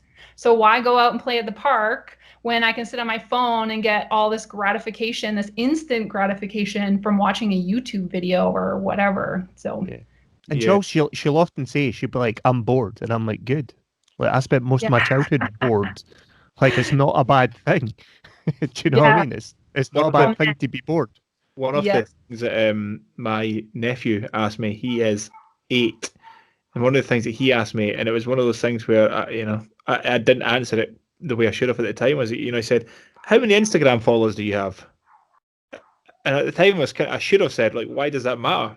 And I didn't. And it's one of those things where I need to bring it back to that at some point to actually say to him. But it's like, why is an 8-year-old asking me how many Instagram followers? Like, what do you think that means? He's trying to figure out how cool you are. Yeah. That was like Anya the other day. Sandra was sat on her Instagram account, and Anya went, "You've not viewed your reels." And Sandra was like, "What?" And Anya's like, "You've not viewed your reels. Look," and just touched her phone and brought up. And Sandra's like, "I didn't even know this world existed." She had never seen an Instagram reel before. She was completely unaware of it. And Anya's like, "Oh my God, Mum, you don't watch reels," as if like it was the worst thing in the world. But Anya just went over and was just like, "Your reels," and just swiped the phone and opened up. Sandra's like, "I didn't even know that thing existed." And Anya's like, "Oh my God, Mum, like, wow." You're so old. Yeah, I like just figured out how to do like filters. Like, you know, when you, you like take a picture or you're like doing a video and you can see like in the top, it's like, hey, like there's a filter, like there's like little sparkles all around the face. And so all my sister, like I emailed my sister or talked to her or whatever I did, and she was like, "Oh, you just like swipe on Instagram." So I did that, but the only filters were like an orange face, like an actual orange, or like these goofy things. So one of my friends, I like put it out on Instagram, and I was like, "Could somebody just like tell me how to get those nice looking filters on your face where your like skin gets really smooth and like your nose gets smaller?" And she like sent me all these steps that I had no idea, that you have to go and like follow this person, and you got to download this app, and then you got to, when you're taking your picture, you got to add this filter. And I was like, oh my gosh, there's this world I have no idea. Yeah. I've said this in the podcast before. 2 years back now, I got invited to one of the girls at a train's 21st birthday party, and I was like, yeah, I can still hang with 21-year-olds. Fuck yeah, I'm coming along to that. And within about 10 minutes, I was like, I have made a terrible mistake. Literally, all the girls were sat at a table and they all had their phone out, either messaging or were taking selfies and then deleting them and taking them again and filtering them. And then they all got on the dance floor when the song, whatever song it was that came on, whatever the youngsters listen to in the hit parade these days. And they were all dancing with their phones out, recording each other dancing. And in the meantime, all the guys at the party were all stood on the wall, texting and messaging and taking photos of them. And I'm like, am I the only boy that's about to get up here and dance the fuck out these bitches? Like, yeah, that's great. I feel so grateful. I mean, we sound so old, but I feel so grateful I did not, that was not my experience. Like that just didn't exist. And I'm so happy I didn't have to deal with that. But it makes me sad to think like that young teenagers, like you think you have enough to deal with being like a young teen or preteen, and then now you have to deal with the social media and everything that comes along with that. So I know. Chris, can you imagine me with my ginger hair during social media days? People said, wait, how do you get this filter? Yeah. No, it's just my pure ginger hair. It's just Ali. He is so white, he's almost blue. And just translucent skin, just like and genuinely, Megan, you'd never seen ginger hair like my hair when I was younger. Like it was like flame, like orange red. Yeah. Did you start shaving it by choice? Like yeah. If you look right now, would there be a little bit? Like, would you have some? There would be a little bit. So going back to when I was 8, I used to have shoulder length hair. I was a mosher and a surfer. So I had shoulder length hair. Imagine Slash from Guns N' Roses, but severely ginger. That's what my hair looks like. Okay? Severely. So my hair goes into, or it used to when I was younger, it used to go into like corkscrew curls, which my mum thought was super cute when I was a wee boy. But obviously, as you grow older, you don't want corkscrew curls as a guy. But the guys get perms now, right? So that's cool. Okay. That is true. And then when I went to the Marines at 18, I had to shave my hair off. So I literally went from shoulder blade length to like a number 1 buzz cut. And then just never ever grew it back. And then I've just continued having no hair. So I shaved it like 2 days ago because it got to like tennis ball length. It was getting a bit fuzzy. So I just buzzed it off. Yeah. But what was it like growing up with red hair? Like did you get teased for having red hair? Yes. Yeah. Of course I did. Even in Scotland you get teased. And especially with how ginger. I'll send you a picture after the podcast. Ali didn't have red hair. Ali had, how would you describe it? Severely ginger. Like, have you ever seen a building on fire, like at a really high temperature? Like it was ridiculous. It looked a little bit like and I would imagine you probably had them, but if you think about a late 80s, early 90s foam-filled cushion that had burst open, that's kind of what my hair looked like. So it was like an afro, but ginger. I've actually got a picture of me when I was maybe 8 years old, and I'm stood in front of an artificial Christmas tree at Christmas with my brand new Chicago Bears jumper on, and you actually can't work out where my hair ends and the artificial Christmas tree begins. To be fair, I have extremely curly hair. I had a little blonde. It's really short now. I have to cut it short because I'm going grey, so I cut the grey out by going short. But yeah, I've got curly hair, really curly hair. So there's pictures of me when I'm young and have a little blonde afro. It's amazing. Blonde. Had blonde hair, yeah. So it Are doesn't you, look curly, right? you It doesn't recording on look your phone curly. just now, Megan? What's that? Are you recording on your phone just now? No, should I have been? No. It's just I'll send you in the background on Instagram the picture that I'm just talking about just well, just so you can appreciate it while we're on camera. Okay. Oh my god. So this is 15-ish-year-old Ali. I've just sent it to you just now on Insta. All right. Let me see here. This is like great listening for podcasters. Yeah, everyone can go to my Insta and see the picture. Oh my goodness. It is flaming. That is a color I have never seen. What is your say? And then just to show you how much of a lady killer I was. Now we were talking Shania Oh. Twain. If You I was do- ever gonna do an album of country songs, the one I've just sent you now would be the front cover of my album of Ali Sings Country. I know the picture you're talking about. It's amazing. Oh my goodness. The hand crossed and the look behind the back over the shoulder. Yeah, I was slaying it. I didn't need no filters. I was slaying it, girl. That color is like nothing I've ever seen. Oh, yeah. One thing we can promise you, Megan, is we will never lie to you. Good for you, though. That's quite the mullet you've got there. Yeah, I wore that shit proudly. A little bit longer. in the back. So in answer to your question, did I get bullied and harassed? There's the picture. Oh, that's so sad. Oh, But now look at you, right? there he's a Exactly, Is that character is that when building they you got call it. into MMA? Sorry. No. I started MMA, well, jiu-jitsu when I was like 37. Oh, so you weren't getting bullied anymore. Nah. Oh, no, no. I still bully him. Crystal bullies me. No. Yeah, that's cool. Yeah, you've been doing jiu-jitsu for quite a while, right? You're longer than me. Yeah, I did it about 8 or 9 years ago for about 6 months, and then kind of the guys I was training with all quit, so I just kind of put it on the back burner. And again, Chris knows this story, but Aaron, my oldest son, trains with us, and he went through a really bad spell when he was about 14, really struggled with mental health, and he just needed to get out of his own head for a little bit. And I had said, he doesn't like football, like soccer, which is the main sport, obviously, in Scotland. So if you don't like that, you're kind of just put to the sidelines. And I'd been chatting about some of the stuff, and we used to do a bit of messing about when he was younger, kind of a little bit of the Gracie bully-proof stuff. And I said, what about jiu-jitsu? You used to enjoy that when you were like really wee. And he was like, yeah, I could maybe give that a go. And literally that night after we chatted about it, one of the guys, Owen Evans, a shout out to Owen, tagged in at Goliath, the gym that we now train at, which is literally half a mile from my house. And Owen put up giving this jiu-jitsu a try for the first time. And I was like, shit, that's fate. So literally messaged Stevie Harris, shout out to Harris.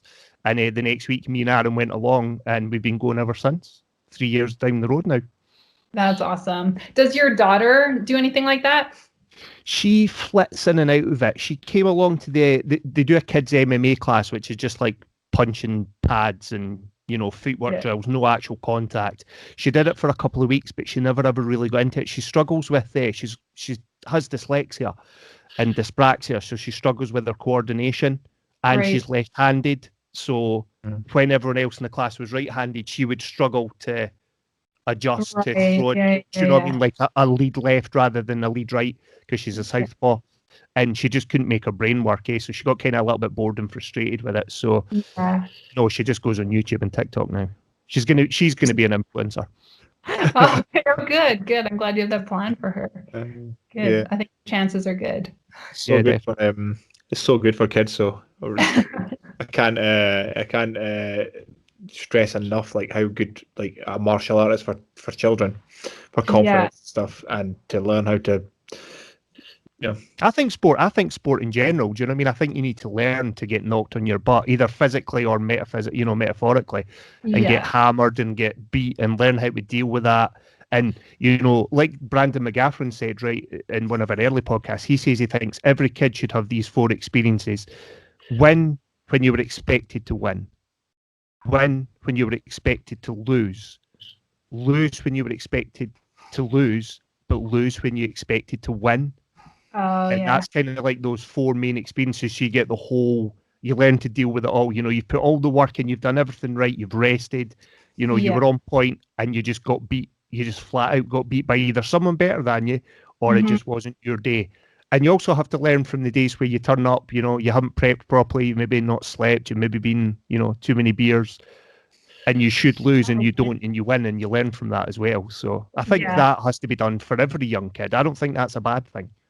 Yeah, I agree with that. I don't believe in this like everybody gets a participation trophy culture, because I think you're missing the point of sports, and that it is important to like, yeah, I've worked my butt off, like I've gone to all my practices, I show up, I do my best, but my best isn't good enough for first, and learning like that how to go through that like disappointment, and then like getting yourself up and you're like, hey, I'm going to work harder, I'm going to do more, and I just think that translates over into your life, like thinking of work, or like at a job later. But yeah, I've never heard that before, those 4 different experiences. I like that.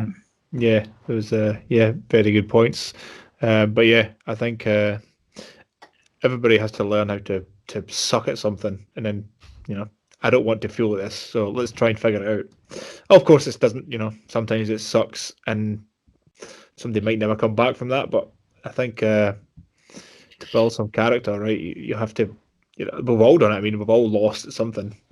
Yeah. I've lost at a lot of things, and that you have to come back stronger, or you. Yeah. But even like everybody starts somewhere. So like for your daughter starting out, like everybody sucks at, like no one just walks in or maybe like there's like the few exceptions where you're like a total natural and everything comes easy. But like I used to have this yoga teacher who would say like you have to show up and suck before you can show up and shine. So it's like, yes, everybody struggles at first, but that's just something that we all go through, and you have to go through that hardship and that initial like I suck, this sucks, before you can really start to get the cues to become automatic. So and then that's I think where this, like, sorry to be like so deep, but like that instant gratification culture with like people on their phones is like that we expect like that hit right away. And so if you don't get that good feeling right away, and then you're in this culture where you're constantly comparing yourself. So just like thinking of your daughter, not only is she struggling and it sucks, but then she's already in the mindset, like, I'm going to compare myself to other people. Everybody else is getting it so easily. I have this extra obstacle. It's harder for me. Like, I don't want to do this. So I think, yeah, it's tough. It's a tough situation to be in. Totally. And you even see with older, because Logan, who's nearly 17, he'll do that. I've said to him a few times, do you not fancy coming to the MMA or the jiu-jitsu or the wrestling, when it's back on? And he'll be like, nah, I'm no good at it. And I'm like, yeah, of course you're not. Like, you've never done it. Of course you're no good at it. Yeah. And he's like, no, but like everyone will laugh at me. And I'm like, yeah, I know they will, but like I genuinely, when we do jiu-jitsu, I turn up in unicorn spats, like a unicorn, pink and yellow unicorns on my rash guard. Trust me, no one's going to be laughing at you, Logan. Like, yeah.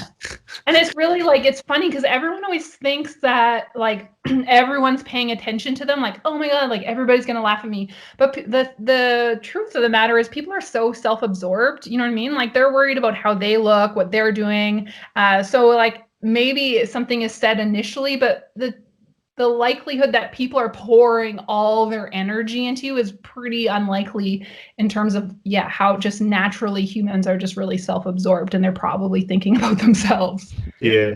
But, and it's also, it's worth saying that probably everybody else has got the same thought process as well. You know what I mean? So, you know this from, competing, boxing, jiu-jitsu and stuff. And you're always like, once you get, not that I'm super experienced, but, fair bit of experience. And, when you're speaking to younger guys who's like first competition or first fight or whatever, and I'm like, oh, I'm so nervous. And I go, yeah, but the other guy feels exactly, I promise you, the other person is exactly the same. They're super nervous because, we're all human, and everybody has the same sort of range of emotions when they're going through that.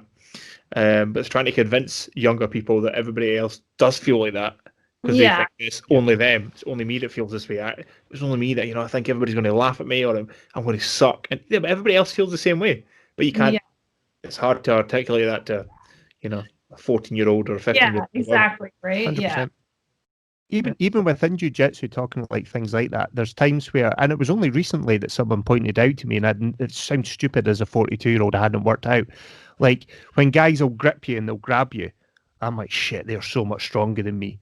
But you don't know how strong your own grip is because you never grip yourself. Does that make sense? Yeah. So like you only ever get. I know Chris has got a shit grip anyway, but you're not very strong. But you know what I mean? Like people will grab you and you're like, shit, that's a tough grip. But you don't know how tough your grip is because you never grip yourself. Yeah. That's interesting. I think there's a joke in there someplace. There is a joke, which we're gonna fly right over the top. But it's interesting. Like, do you have that thought in the moment while like that's something, or is that something that you think about afterwards?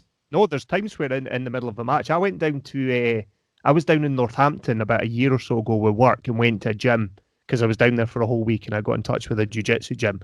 And whenever you go to a new gym, you don't know the hierarchy, the etiquette. So you're always a little bit nervous. It's like almost like competing without competing. And I ended up paired up with this guy and he looked like a Viking. Now I'm 6'3" and about 14 stone, which is however much that is in kilos. I can't do the conversion in my head. But anyway, and this guy was taller than me. He was about 6'4", 6'5". He was a purple belt, so he was much better than me. And he was probably about the same weight as me. And he grabbed my wrist, and it actually made my wrist go numb. Oh. It was that strong a grip. He just grabbed it, and honestly, my wrist felt numb. And in the moment, I was like, "Holy shit, this dude is strong! Like just freakish strong, eh?" And we get it as well, Chris, with like judo gym, gym trainer, where he grabs you, and you're like, "Yep, he's got hold of that sleeve, and I'm not getting that back." Like some people just have a weird grip strength, and this guy that I fought with or rolled with. He grabbed my wrist, and honestly, in the moment, I was like, I'm just never getting that arm back unless he lets go. Like, he's going to take that home with him. Is that really how your thought process went, though? Or, like, did you snap back into it at some point?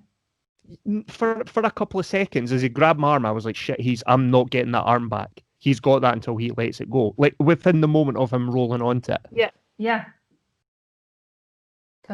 So, but then, like, what was the next step? Or did I think it was me tapping out as he yanked my arm out of socket. But no, like, and then you just like, okay, that's your role for the next 4 minutes. So you just know that this guy's gonna get, anytime he gets a grip on you, he's gonna win that battle because I know I'm not strong enough to defeat his, to get out of that grip. Right. That makes sense. That I don't want to like sports psych you for a moment, but there's this thing, it's called like circles of attention. And it's basically like, if you could imagine a dart board or like a bullseye, like how there's like different layers. So like the middle, so they talk about like what different thoughts you're having in terms of like how far away you are from like your ideal focus when you're playing sports. So like ideal focus, like being like in the zone in the moment, like that would be like your bullseye of the dartboard or the bullseye or the board. So right in the center, like that's you and like focusing on your task, whatever you need to do. So that's right in the center. And then if you like move one layer out, it's like environment. So as soon as you're thinking about your environment, so whether it be like your hand, like people around you, like the mat, the temperature, like like you've shifted away from your best focus. And then outside that layer is comparisons. So like, I'm not as strong as this guy. And then outside that layer is outcomes. So I'm not going to win this. And then farther outside of that is consequences of outcomes. So this guy's going to think I'm weak or I'm not as good or whatever. So consequence of whatever outcome. And then as far out as you can get of the very outer circle is like, what am I doing here? So it's always just like interesting when people are talking about their experience in sport and when things do start to go wrong, like quote unquote wrong, where their thoughts start to lie in that circle. So it was just like kind of interesting that you kind of like talked about environment, like comparisons, outcome, like as your descriptor went on, you sort of moved further and further away from like where you need to be focusing on. Anyways, just like a just like a little the more you know sign could go across the screen right now. Totally. No, it's interesting though. And again, maybe comfort, because it wasn't a guy I knew, I didn't know. Do you know what I mean? Like, I know if I roll with Chris, it's Chris. There's a comfort level. If I roll with John, I know what he's going to do. There's a comfort level. Yeah, this guy, I didn't know his name. I'd never been in that gym before. Yeah, so maybe and even though you're not competing, there's still a discomfort level in that. You don't know if this gym's full of guys that are going to eye gouge you and cheap shot, or whether it's going to be a gym that's going to be quite flowy. And do you know what I mean? Yeah. I got you. And then you end up with a broken arm in Northampton when you're away for work for the week. I don't know. So, Ali thinks about these things more. See, this is where we're talking about the brain and the brawn, because Ali thinks about these things and I don't. Just go and do it. You react. That's why he's the introspective one. You know what I mean? So if somebody does that to me, in my head is go, oh, cool. Okay, watch this. That's the way I think about it. Yeah. But that's good. You don't get really tied into the thought process. Okay, but then to be fair, I have a longer history of fight sports than Ali, so I just kind of I've seen everything before. Well, not everything, but I've seen a lot of stuff before. So, cool. Let's see what happens now. Let's try this. So Ali is the more the intelligent thinker, and I'm the asshole who's fairly strong and doesn't think.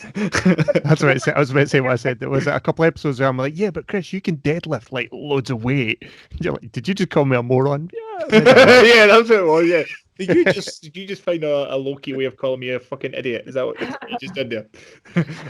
But yeah. So yeah, I don't think about. I find it amazing when people think about things in depth. Like, to me, it's super. Like, I'm like, why do you think about it that way? Just fucking do it. And other people have these like all these barriers and fences to climb before they can get to that stage where it's like, I find it interesting with even when people think about going climbing, a hill or going running at night or it's raining, and people are going, this, they've got all these ideas in their head about how it's going to suck, it's going to be wet and dark and miserable and horrible. And to me, it's just like, oh well, put my jacket on, just go and do it. Just do it. Like, I don't know why I think like that. I think there's like plus sides to both. So there's like the plus side of like just being able to act and move. And this is why in terms of doing what we're doing, it just kind of it's like this because we have probably very different viewpoints, but come together on a lot of them. So that's probably why it works. Yeah, and I think like if when you are looking to improve at something, it does help to be able to like look back. I don't think it needs to happen or it shouldn't happen in the moment, but for you to be able to think back and be like, oh, at this point I did this, and then you can like come up with a plan on how to be better for next time. But yeah, you're like, I think you kind of like hit it on the head. Like you have so much more experience, so things just come like automatically to you, maybe in a sense where you don't need to think through all these different scenarios, where that might not be the case if like I don't know, Ali, how long have you been doing like jiu-jitsu for? Seriously, for kind of 3 years. But then if we do go on like experience, I played rugby for like 12 years, American football for 7, and again I very rarely felt like that on the rugby field or the American football field because there was a comfort level there. Yeah. Do you know what I mean? Like I knew what my job was on a rugby pitch. I knew that I could tackle. I knew I could run fast. I knew I could catch. I knew I could kick. I was okay with all that.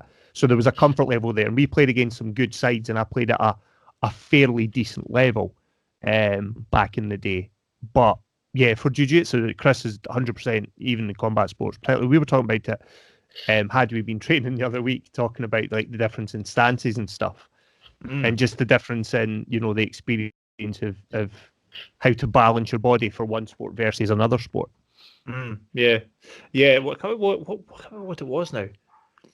what we're talking about, and there was a reason. Yeah, I think it's because coming like from a boxing background, I was We're consistent talking myself a certain about way. difference for double legging, because I would do more of a rugby style yeah, tackle where I'm going to lean forward at the hips, Yeah, that's what it was. Yeah, but then it overextends the body. yeah, and you left your head exposed to get choked. That's what it was. Yeah, Whereas I was, if we had been doing that. yeah, well, we obviously don't train jiu-jitsu just now because it's highly illegal. But like, you think just between transferring sports skills, like from like rugby or football, would it be more natural for you to be leaning forward like that? Like you don't want to be caught on your heels. So like ingrained in you, like if I'm understanding your jiu-jitsu discussion there. So yeah, it was more for the position that I needed to be in. I needed to be more of like a balanced kind of athletic position, like squatted down more. Whereas I Right. was going like more of a forward lean, like an acceleration into the Yeah, movement. yeah. So more like a triple extension type movement Yeah. was more what I would have gone for had we been doing it. Whereas I needed to be more in an athletic semi-squatted position with my body weight balanced over my centre of gravity. Yeah.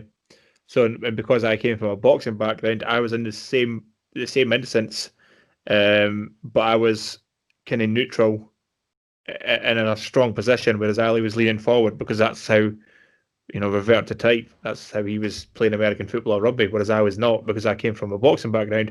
I was in a stronger position, a neutral position where all the weight was kind of inboard, and it made more so. But to me, it made sense, whereas Ali was just doing what he was, revert to type. So, but yeah, it's it's just interesting to see these things develop and how, but he's better at certain things than I am. And yeah.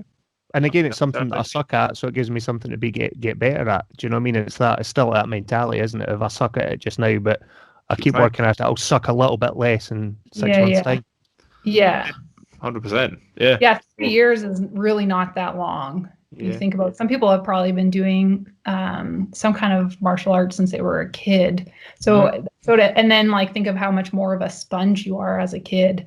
So yeah, I think it's good that you like have picked it up. What color belt do you have? So that a thing people blue belts. What's that? We're both blue belts. Oh, okay. And then when you said this guy was a purple belt, like how much higher is that? It's only one belt up, but in Brazilian Jiu-Jitsu, there's really only 4 belts? 5. Oh, 5, yeah, because you get the white belt to start with. That's just given to you. Do you know what I mean? You don't have to earn it as such. It's turn up and you're a white belt.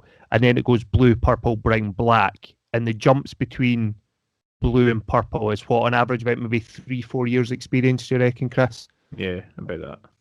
And then kind of another 3 or 4 years to get to brown belt. So brown belt's almost got like 2 levels of experience on you. Do you know what I mean? If you think about like exponential learning. Yeah. So it's not like brown to black. Yeah, it's not like certain martial arts where you can get to a black belt in like 5 years. Yeah. It's not like that. Jiu-jitsu is not like that. It takes a long time. So, but it's such an awesome. Yeah, you'd probably like it actually. It's such an awesome sport. It's actually one of the very few sports where, like a woman can beat a much bigger man on a competition. A woman could easily beat a man because this, size doesn't always play that much of a factor. So it's quite funny to watch women beat up men. My sister used to train MMA like quite seriously, and she used to tell me all the time how much I would love it because I have long limbs and I'm like pretty flexible. So she was always like, "Oh, you do so well," but I don't know. I like having knee issues, but Ali, I shouldn't say that since you had 13 surgeries. But I'm so worried about my knees and like them getting twisted in weird, I don't know, shapes. That would happen if you trained with me. As Ali fine knows. Yeah, that's it. It's an occupational hazard, though, isn't it? Yeah. So it's like when people say I've broke my nose so many times from boxing, and it's like, well, if somebody's going to throw hands at your face, you're probably going to get your nose broken, right? Yeah. Do you know what I mean? Like if you go to war, there's a good chance somebody's going to shoot at you. Yeah. Don't Do you think it was personal? Oh my god, that was last night we had Jason Gardner on. He's such a cool guy, and he was telling us a story about being under fire in Afghanistan, and he says like a sniper or whoever it was, and he's somebody was shooting at him, and Jason got just like, so I said to him, I think that guy's shooting at you, and he's like, do you think it's personal? He tells a story, and we were absolutely crying with laughter. That was a brilliant. If you would like to listen to it when it comes out, Megan, it's brilliant. It's so much fun. Just a crazy Navy SEAL talking war stories. Yeah, I've listened to them all now. I went and I'm on your subscriber list. We need to get you a new hobby, I think. Yeah, I know. So actually, the last two. So Jack Carr, I felt was really good. I felt like I was happy with that, and Jason Gardner was also, I think, really, really good episodes. So hopefully, if you listen, you'll enjoy them. I suppose the big question is, are you going to listen to your own episode? No, definitely not. I've never listened to any of ours. I haven't listened. Ali listens to some of them to check audio. I can't listen to myself. Yeah, I'm the same. Is that how I sound? I'm such a twat. Yeah, seriously, I am. Well, even with like those like mobility videos that I put up, obviously it's my voice doing the voiceover, and I don't even check them. I put it up, and I do one check to make sure like it aligns correctly. But no, I can't listen to it. And my boyfriend was listening to one of my videos like the other day in a different room, and I was like, you need to turn that down. Like I cannot. Okay, I appreciate that. We said the same, didn't we? When we got these new mics, we did a quick sound check before the first episode we recorded, and I listened back to it and I was like, holy shit, I sound Scottish. Like, is that what I actually sound like? Like, yeah. I'm aware I am Scottish, but I don't ever think I sound particularly Scottish. Sounds super Scottish, yeah. But then you listen to it like everything. Yeah. And then when you throw in words like hunters and bra, it just goes up a level. Yeah, definitely does. Yeah, but no, I can't. I have never listened to myself. It makes me cringe so badly. So, I don't add that to your list. Yeah, I don't know why anybody would listen to me either, but here we are. Chris, top cringeworthy things: snakes, spaghetti. How he voice, his own voice, yeah. But yeah, so no, it's I don't even know when Ali's going to release this. This has gone like so far off what anything was supposed to be, and now it's like nobody's even listening anymore. We're just like we're just like having a chit chat now, aren't we? I know. Just having a chit chat. So I don't even know when this will go. When will this go out, Ali? Probably in about 10 days' time. Yeah, 10 days. There are a couple of episodes backed up, ready to drop out, and then this one still to come. That's so okay. yeah, I can't remember. This is one of the things about getting hit in the head a lot. I can't remember what we've got recorded and who we've still. I can't remember. Ali, if Ali, this is why I would have to do with Ali, because if it was me on my own, I would forget. oh shit! Was I supposed to speak to somebody? Yeah. Ali's like, there has genuinely been a couple of times where I've been like, oh, just to let you know, I'm going to post this episode tonight, and Chris is like, who? Oh yeah, I forgot about that episode. Yeah, I forgot about that. Yeah. Oh yeah, sorry. Well, how many? Yeah. So, how many days in a row do you do this? Like you said last night, you were speaking with someone. Yeah. Well, we ended up out of sync a little bit. In an ideal world, we try to keep it to 2 maximum per week. There was a spell when we were in the middle of doing the podcast where we did. It was 9 episodes in 11 days. Oh, that's a lot, yeah. By the end of it, and I was in, like I was saying, I was on Teams all day and then going straight into a podcast at night, and both of our brains were mush. So we try and stick to a maximum of 2 per week, but there was the original dates that we had set up. We had to rearrange a few dates. That's why I'd said to you it wasn't an issue rearranging. We get it a lot. We appreciate people are busy.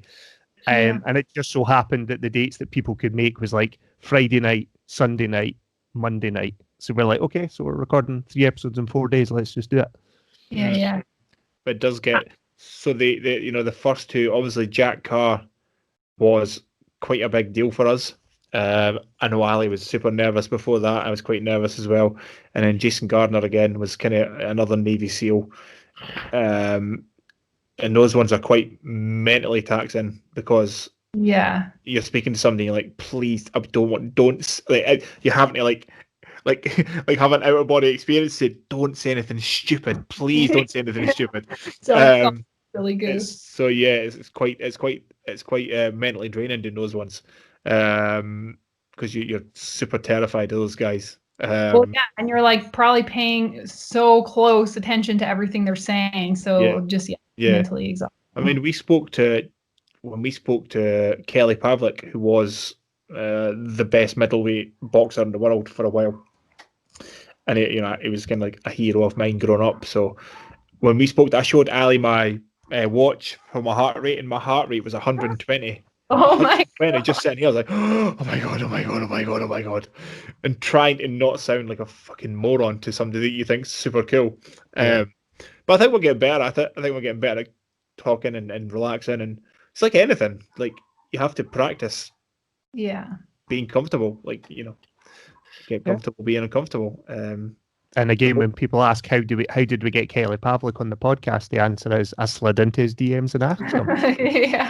Yeah, Kelly's a master at sliding into guys' DMs. Yeah.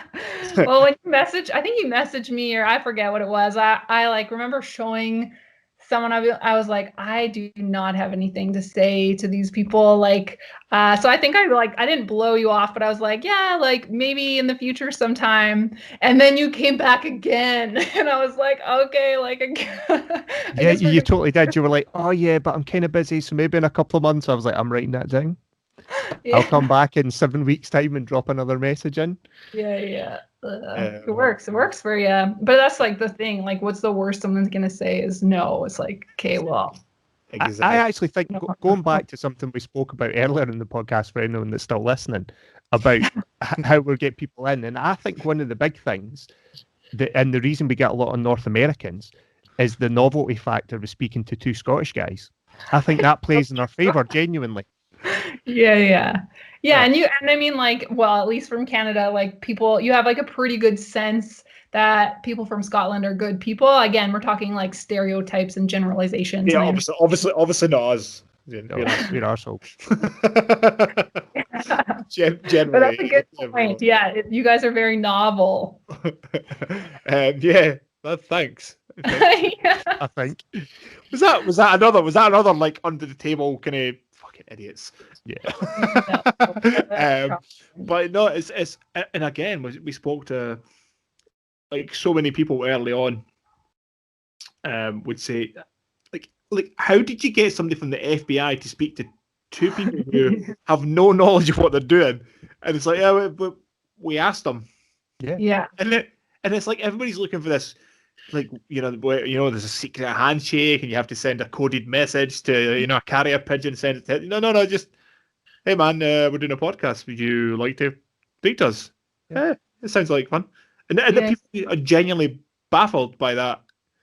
People hate rejection though, so it's like so scary to have to like you have to really put yourself out there, which not a lot of people want to do, with the unknown of whether or not you're going to get rejected or not. However, I have the advantage of having grown up with that here, so I'm very much used to rejection. So I am okay with that.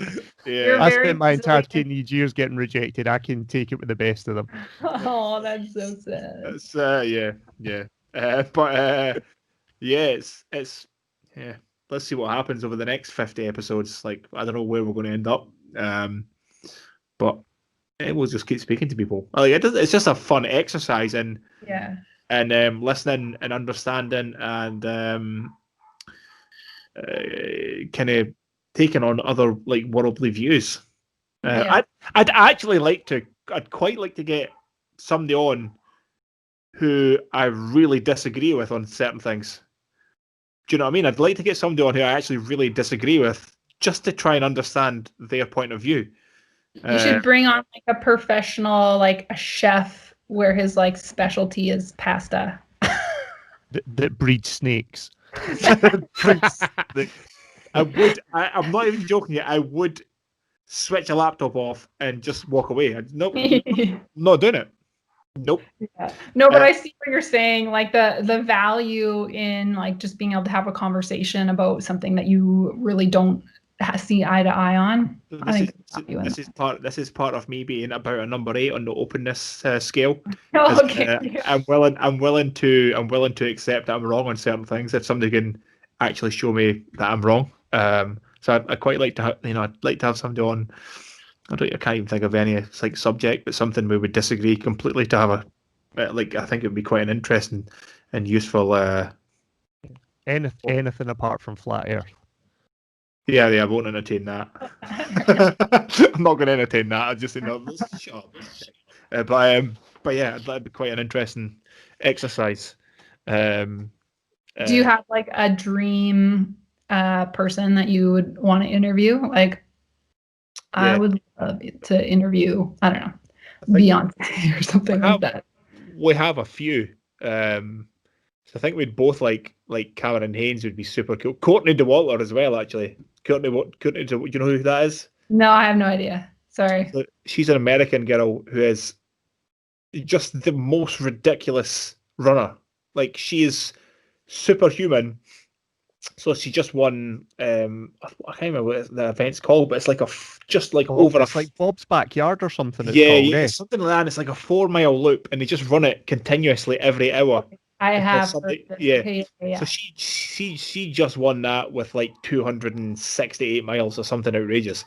But what makes it super cool is like she's kind of like super dorky, and like she's just like we've listened to her interview before, and she just like eats pizza and like drinks beer and like nachos and stuff. You're like, this doesn't make sense. So she's like this super cool, down to earth kind of dork who's like superhumanly fit. Like, I just think she'd be cool to talk to. Yeah. If you bump into Win Butler anywhere in the, let him know that I'm asking for him. That'd be quite interesting because he's quite a character. I did send a picture to Chris of a potential Silly Goose Gang podcast episode 100.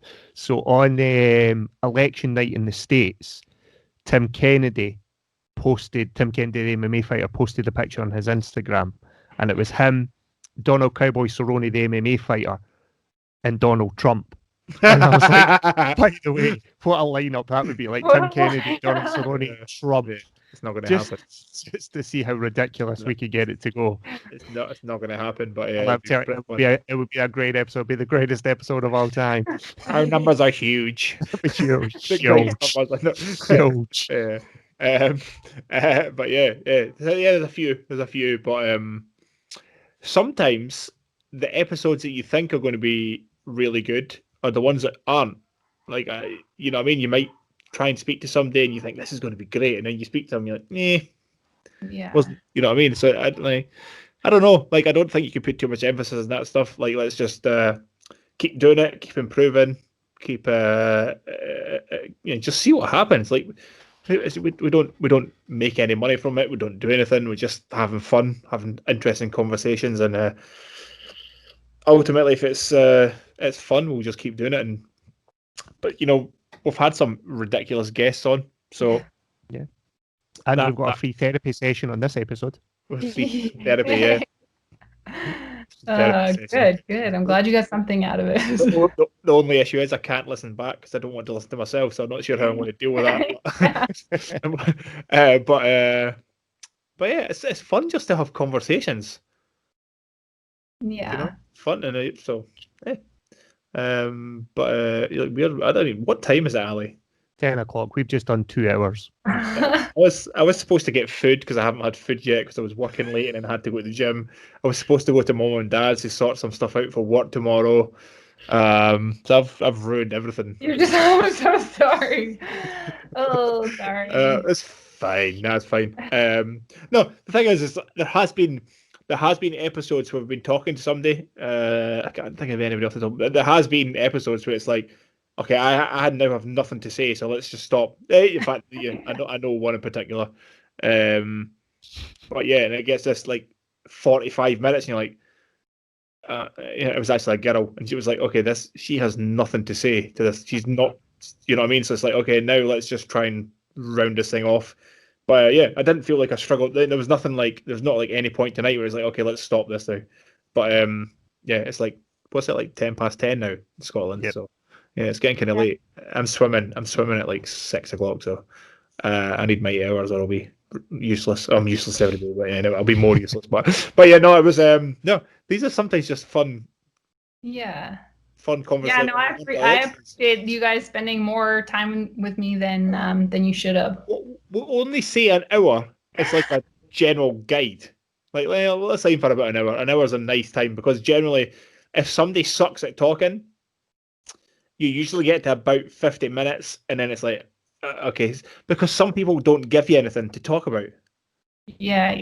Do you know what I mean? They don't give you any angle, so it's not like all you can do then is ask questions and they'll answer the question. But then you go, okay, this is just not fun. So yeah, you don't fall into that category. So congratulations. Yes.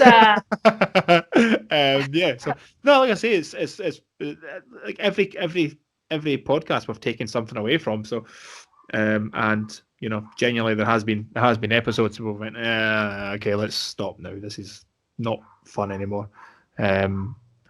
Thankfully, that's not happened for a while, right? But no, it hasn't. In fairness, and yeah. as you say, even the ones that have gone badly, you still take something away from because you go, okay, we know maybe when the questions died off, did we go down the path the wrong way? Should we have gone here? Yeah. And that's an important thing that Ali just said. That it's not even necessarily. Sometimes you can't even say, oh well, it's the guest that's just not. Sometimes you go, man, what could we have done? Did we go down the wrong path there? Could we have asked this? Should we have asked that? So because remember with Doctor, we had sorry Megan, we had Dr. Pepper on, who we had seen on a documentary all about Atlantis. Yeah. So we thought we'll get him on and talk about Atlantis. And about 10-15 minutes into the chat, you could see wasn't like, I think he'd done it as like a talking head kind of documentary. Someone had paid him to be an Atlantis expert, talk about Atlantis. But you could see he wasn't that into it. So we kind of, without saying anything, we both just kind of segued to a different path. And it ended up just in a completely crazy direction. Weird. He was talking about being stuck in Terra del Fuego in the southern tip of Argentina and having to pee on his clothes to defrost them. It went so far left field of what we were expecting, but it turned into a really, really good episode because of that. Yeah. But yeah, so sometimes you can see that somebody doesn't want to talk about what you're talking about, and it's but yeah, it's good having to figure this out, and it's an exercise for our tiny little brains to try and figure out if somebody doesn't want to talk about something. So, but yeah, it's all been good fun. And I just have one more question. Sorry. Do you guys do it like a little formal debrief after each time, or is it just like naturally you'll like text each other and be like, oh, like that sucked, or I wish I would have said this, or does sometimes it doesn't happen at all? We generally talk for, probably won't tonight because it's getting late, but yeah, we generally, I mean, I've seen us talking for like 45 minutes after the podcast. Okay. And I get shouted at by the wife if it's a late one, because I'll say, oh, we're only going to do an hour tonight. And she'll be like, oh, was it a long podcast? I'll go, nah, we cut it an hour. I've been talking to Chris for the last 50 minutes. She'll be like, fuck. But yeah, no, we usually do. But yeah, there's certain things where, you know, you, I shouldn't have said that, or I should have said that. And in the case of, actually, I can't say that actually because we're still recording. I was going to say someone else, but I can't say that because we're recording. I just remember, I've genuinely forgot that we're still recording. We are still recording just now. Yeah, it's like we're just like, you know what it feels like? It feels like we've had dinner and then we're just sitting in the restaurant talking away. That feels what it feels like now. But yeah, no, it's yeah, I don't even know what to say anymore. I'm getting to that stage now where my brain doesn't work. Go to bed. Go to bed. My brain doesn't work anymore. But yeah, it was awesome to speak to you, Meg. Megs, I just called you Megs when I've called you Megan. Okay, I'm like, on that level now. It's been 2 hours. My brain doesn't work just anymore. Before we do leave, a question for you, Megan. What? Mindset on mobility. What? Sorry, say again. I was going to say, before we do wind up and finish it all off, mindset on mobility. Do you want to give a shout out to that, and we'll add this into the notes as well? Yeah, so sure, why not? Mindsetonmobility, it's essentially online videos that combine mobility, hence the name, and sports psychology. So it's essentially intended for anybody who does sports and wants to like up their mental game. And obviously like your mental skills, like we mentioned, translate over onto, your relationships and work. But that was my schooling was I did my grad school it was called human kinetics with a concentration in consultation and intervention, which I understand is a mouthful, but essentially it's like sports psychology. So the videos are just really me teaching what I learned in grad school and what I've learned from, playing sports internationally. So that's my shout out. That's my elevator pitch. And that's it. Yeah. Yeah, I completely forgot that you played basketball. Gently forgot. Like 2 hours 15 minutes, and I go, oh shit, she played basketball, didn't she? Oh, I should ask some questions about that, right? Then No, you know it's what? good. Next, this one, according to plan. Yeah. next time we'll talk about actuals. Well, next time we'll ask you some questions. Next time. Next time we'll do it again. Maybe we can do it in studio next time. Maybe we'll be in Canada, maybe you'll be in Scotland, and we'll do it face to face. I have bucket list item is to go to Scotland. Kind of have to, right, with the last name McDougall. Yeah, indeed. If you find yourself here, give us a shout and we'll tell you some cool places to go and things to see. And definitely. But it was fun. I had a fun. A good 2 hours. I didn't expect 2 hours 15 minutes, but here we are. Here we are. Yeah, it's time for you to go to bed. Get your swim stuff ready. Definitely. Indeed. Well, Meg McDougall, thank you very much. Episode 49, Silly Goose Gang, done and dusted.